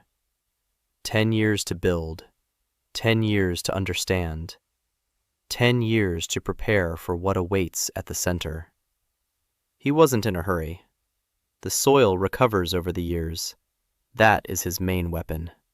Patience. Now he stood on the tower. Winter. Snow. Below him, a town of 1,200 people. The market square, the school, the pharmacy. Fields under the snow, waiting for spring. A smithy with smoke rising from its chimney. Children sliding down the slide Osmond built by the eastern wall simply because he could, and because Tom asked him to. 3 banners on the horizon. The first is Valdarian, a golden lion on a red background. The army did not come. An ambassador arrived. 1 man with 2 scribes and a scroll of proposals. A trade agreement. Recognition of borders. Opening of a permanent trade route. After the army's failure, Baron Cresswood decided that trading was more profitable than fighting. Dan was right, as always. The second banner. The white sun of the Church of the Seven. Not an inquisitor, not the army, an envoy. A single man in a gray robe, with a letter from Archcardinal Vesper Morn. Dan had read the letter yesterday. Dry, cold, polite. Morn proposed negotiations, not about heresy, about cooperation. He wanted moonstone for the church's hospitals. He wanted steel for the church guard. He wanted Dan to accept a church observer, not an inquisitor, a scholar, to study the purification method. Dan knew that calculation lay behind the politeness. Morn hadn't changed his convictions. Morn realized a head-on approach wouldn't work. The spy Dan had released a 1.5 years ago had done his job. He'd spoken. Others had told others. Now they knew about Westfall not from rumors, from testimony. A city that feeds 3 villages, a city where medical care is free, a city where children are taught, a city where no one goes hungry. It is difficult to declare such a city heretical, even to Morn, although Dan had no doubt that Morn would try. Later, when the moment was more opportune. But that would be later, not today. The third banner, blue with silver, the Embassy of the Northern Union. The The three northern kingdoms had united their voices, for the first time in 800 years, with a proposal that Dan read 3 times because he couldn't believe it. Recognition of Westfall as an independent land. Full sovereignty. The right to its own laws, its own trade, its own borders. The first document of its kind in 800 years. The Northerners were playing their game. An independent Westfall weakened Valdaria. It gave the North an ally in the southeast. It opened a trade route through the thicket. Dan understood the politics behind the proposal, but he understood something else as well. His city had become real. Not for him, for the world. 3 days later, negotiations began. Dan sat at a table in the new council hall. Mund had spent 2 months building it. Stone and dark wood. High ceilings. Windows on all sides. 3 people sat across from him. The Valdirian ambassador, corpulent, cunning, with rings on every finger. The church envoy, thin, pale, attentive eyes, hands hidden in his sleeves, a northern diplomat. A woman, gray-haired, with a smile that didn't reach her eyes.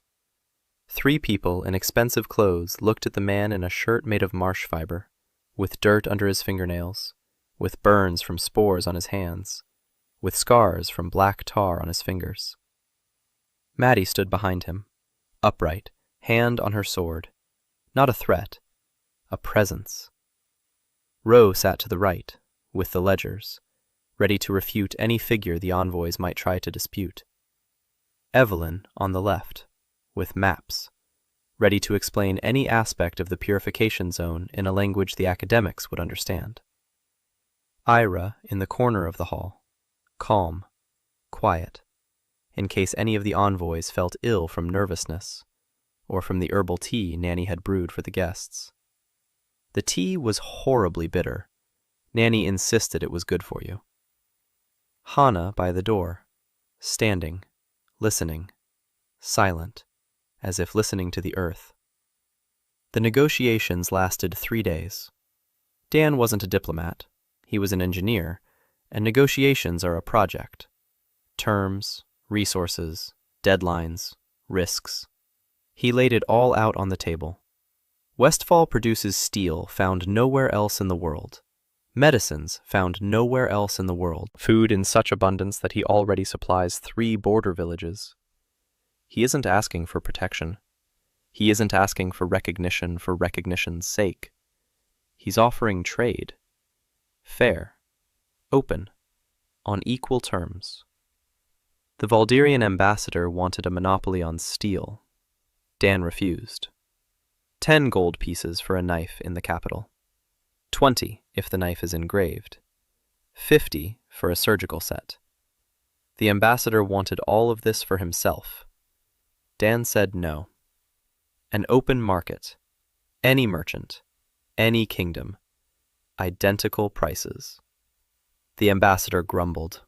He haggled. He relented.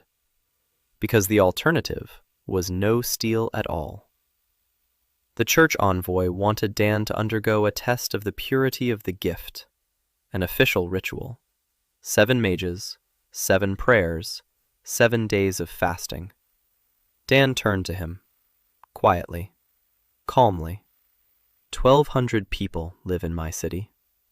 300 of them came here because your church declared them impure, for healing the sick, for praying to the earth instead of the sky, for their gift not fitting into the 7 schools. You want to test my gift. Test it. But first, go out to the square and look at the city my gift built. Look at the fields that feed your border villages, at the pharmacy where your soldiers are treated, at the school where the children you called heretics are taught. And then decide whether you want to test my gift or whether you want it to keep working. The envoy was silent for a long time. Then he nodded. The matter was postponed. indefinitely. The northern diplomat wanted a military alliance. Dan refused. She wanted northern observers stationed here. Dan refused. She wanted the right of passage through the thicket for northern caravans. Dan agreed. On his terms, his guides, his route, his rules. She smiled, the same smile that didn't reach her eyes, but she nodded. The final day. The documents were signed, Valdaria, a trade agreement, the church, a moratorium on the investigation, the Northern Union, recognition of independence. 3 seals on the parchment. Dan held it in his hands.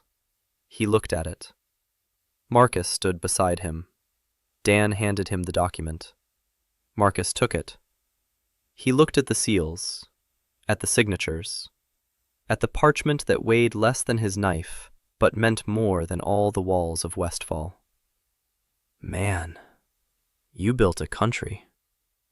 I built a house, said Dan. Just a big one. In the evening, there was dinner, in the square, under the open sky. Snow was falling, quiet, soft, white. Ji-yoon baked bread, 40 flatbreads, warm, with a nutty flavor. From flour she ground on the stone millstones that Varn had made for her 3 months ago. Ira brewed herbal tea, with sunroot honey and mint from her medicinal garden. Nanny cooked a stew, thick, hot, with mushrooms and tubers and butter and meat. She grumbled that the ambassadors were picky, and that in her day, guests ate what they were given and didn't complain. The ambassadors didn't complain.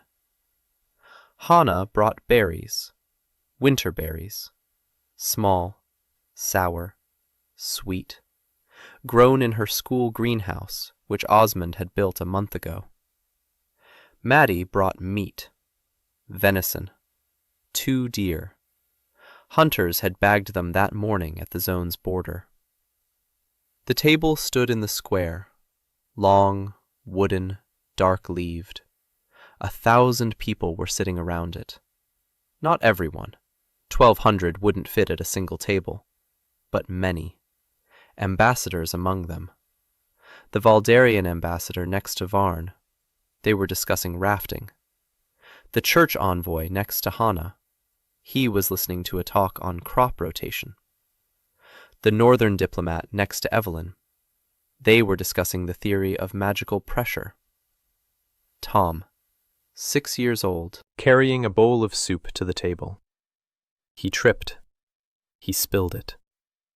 On the Valdirian ambassador's cloak. Alice turned pale. The ambassador looked at the child. Tom looked up at him. His eyes were wide. Frightened. No, not frightened. Guilty. The children of Westfall knew no fear of strangers. They grew up in a town where every adult was kind to them. They knew guilt. They knew no fear. The ambassador looked at the boy, at the soup on his cloak, at the boy, and laughed. It happens, he said. Lena, 7 years old. She brought him a napkin, and a second bowl, with seconds. The ambassador took both. Nanny grumbled that the children were growing up spoiled. Alice was crying, quietly, into her sleeve, out of relief.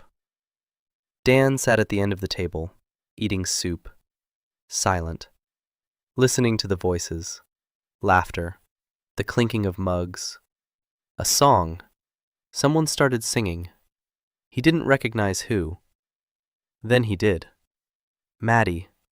She was singing that very song, the one he'd drunkenly taught the town 6 months ago.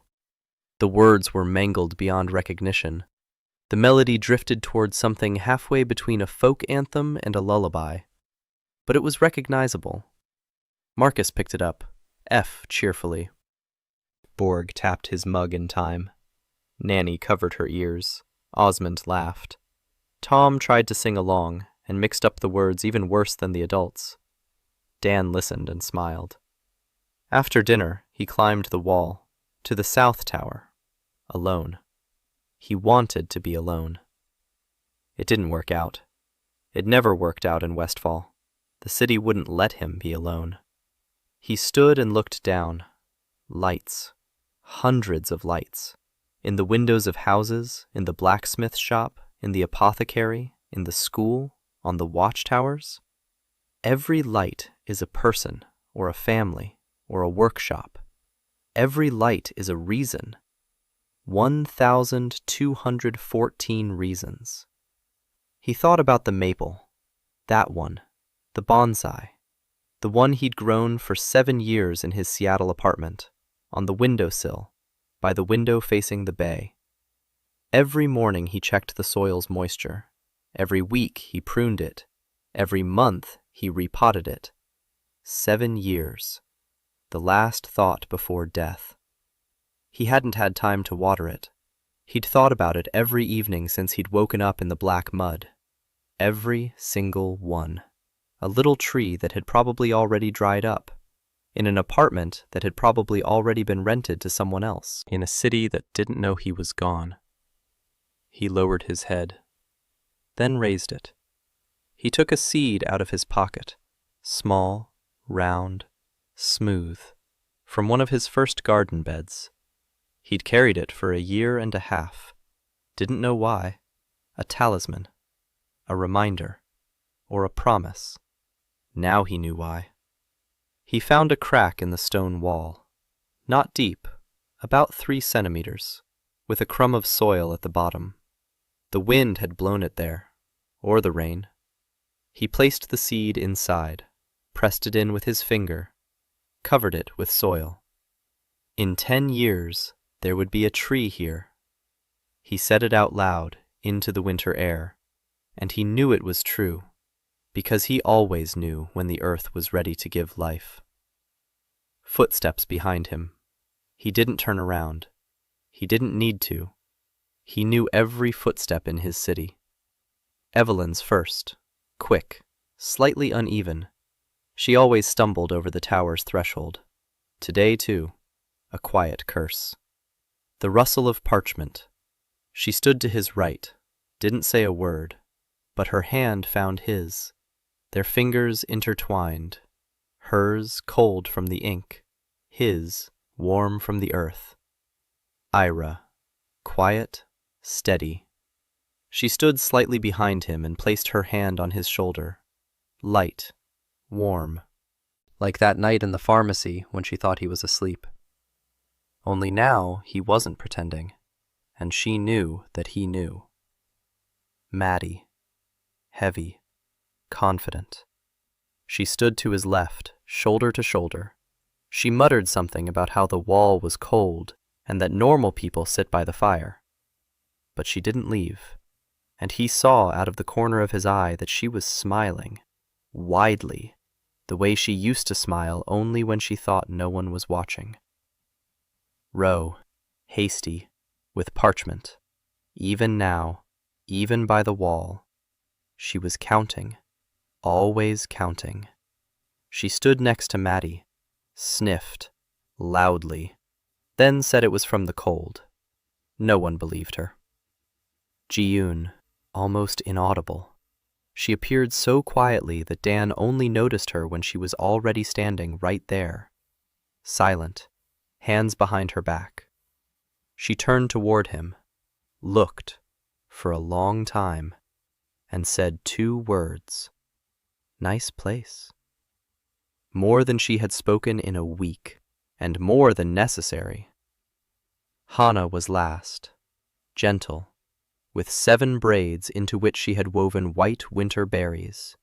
She stood at the edge of the wall, closed her eyes, and began to hum, softly, an old melody, earthy, the kind people sing when they plant the first seed in spring, when they put a child to sleep, when they say goodbye to what was, and greet what will be.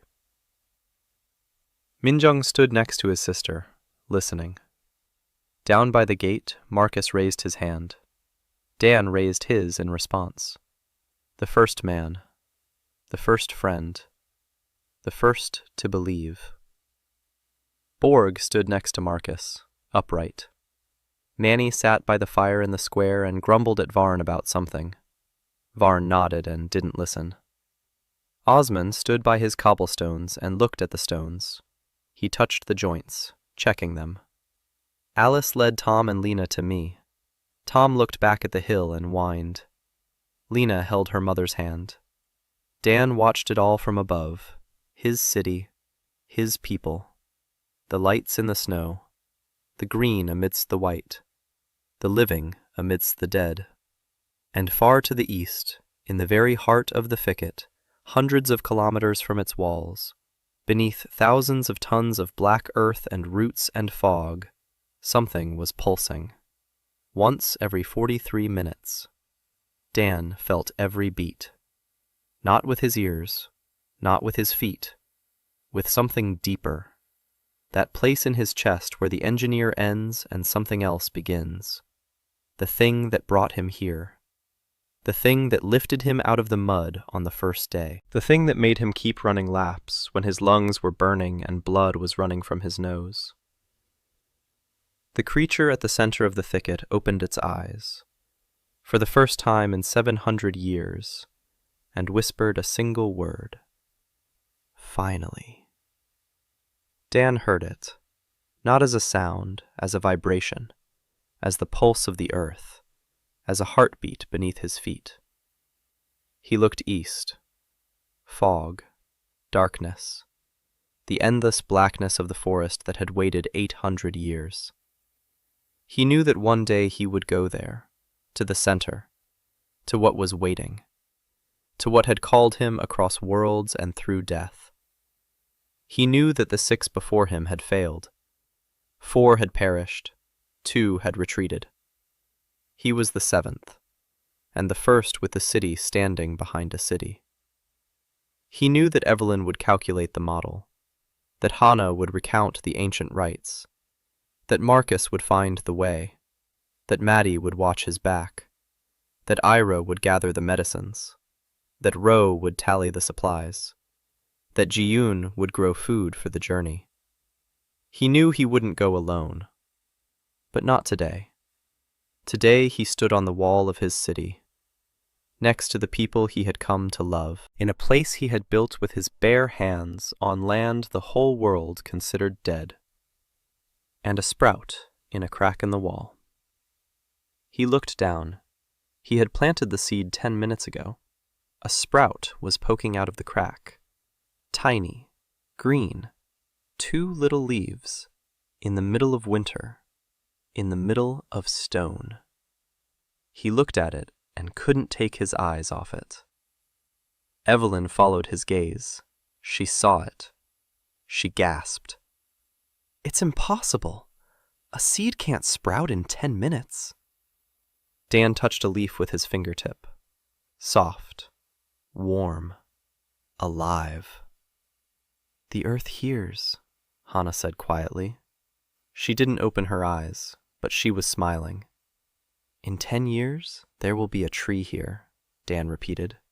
He knew it for sure, because his whole life, both lives, he had been doing the same thing, bringing dead earth back to life. Snow fell on the walls of Westfall, white, pure, warm from the stones heated by the blacksmith's fire. Hannah sang. Maddie grumbled and smiled. Evelyn squeezed his hand. Ira kept her hand on his shoulder. Ro sniffed.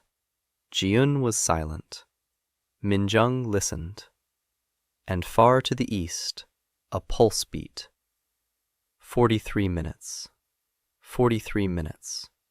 43 minutes. And Dan Hahn, an environmental engineer from Seattle, the man who didn't have time to water his bonsai. He stood on the wall of the house he had built and waited for spring.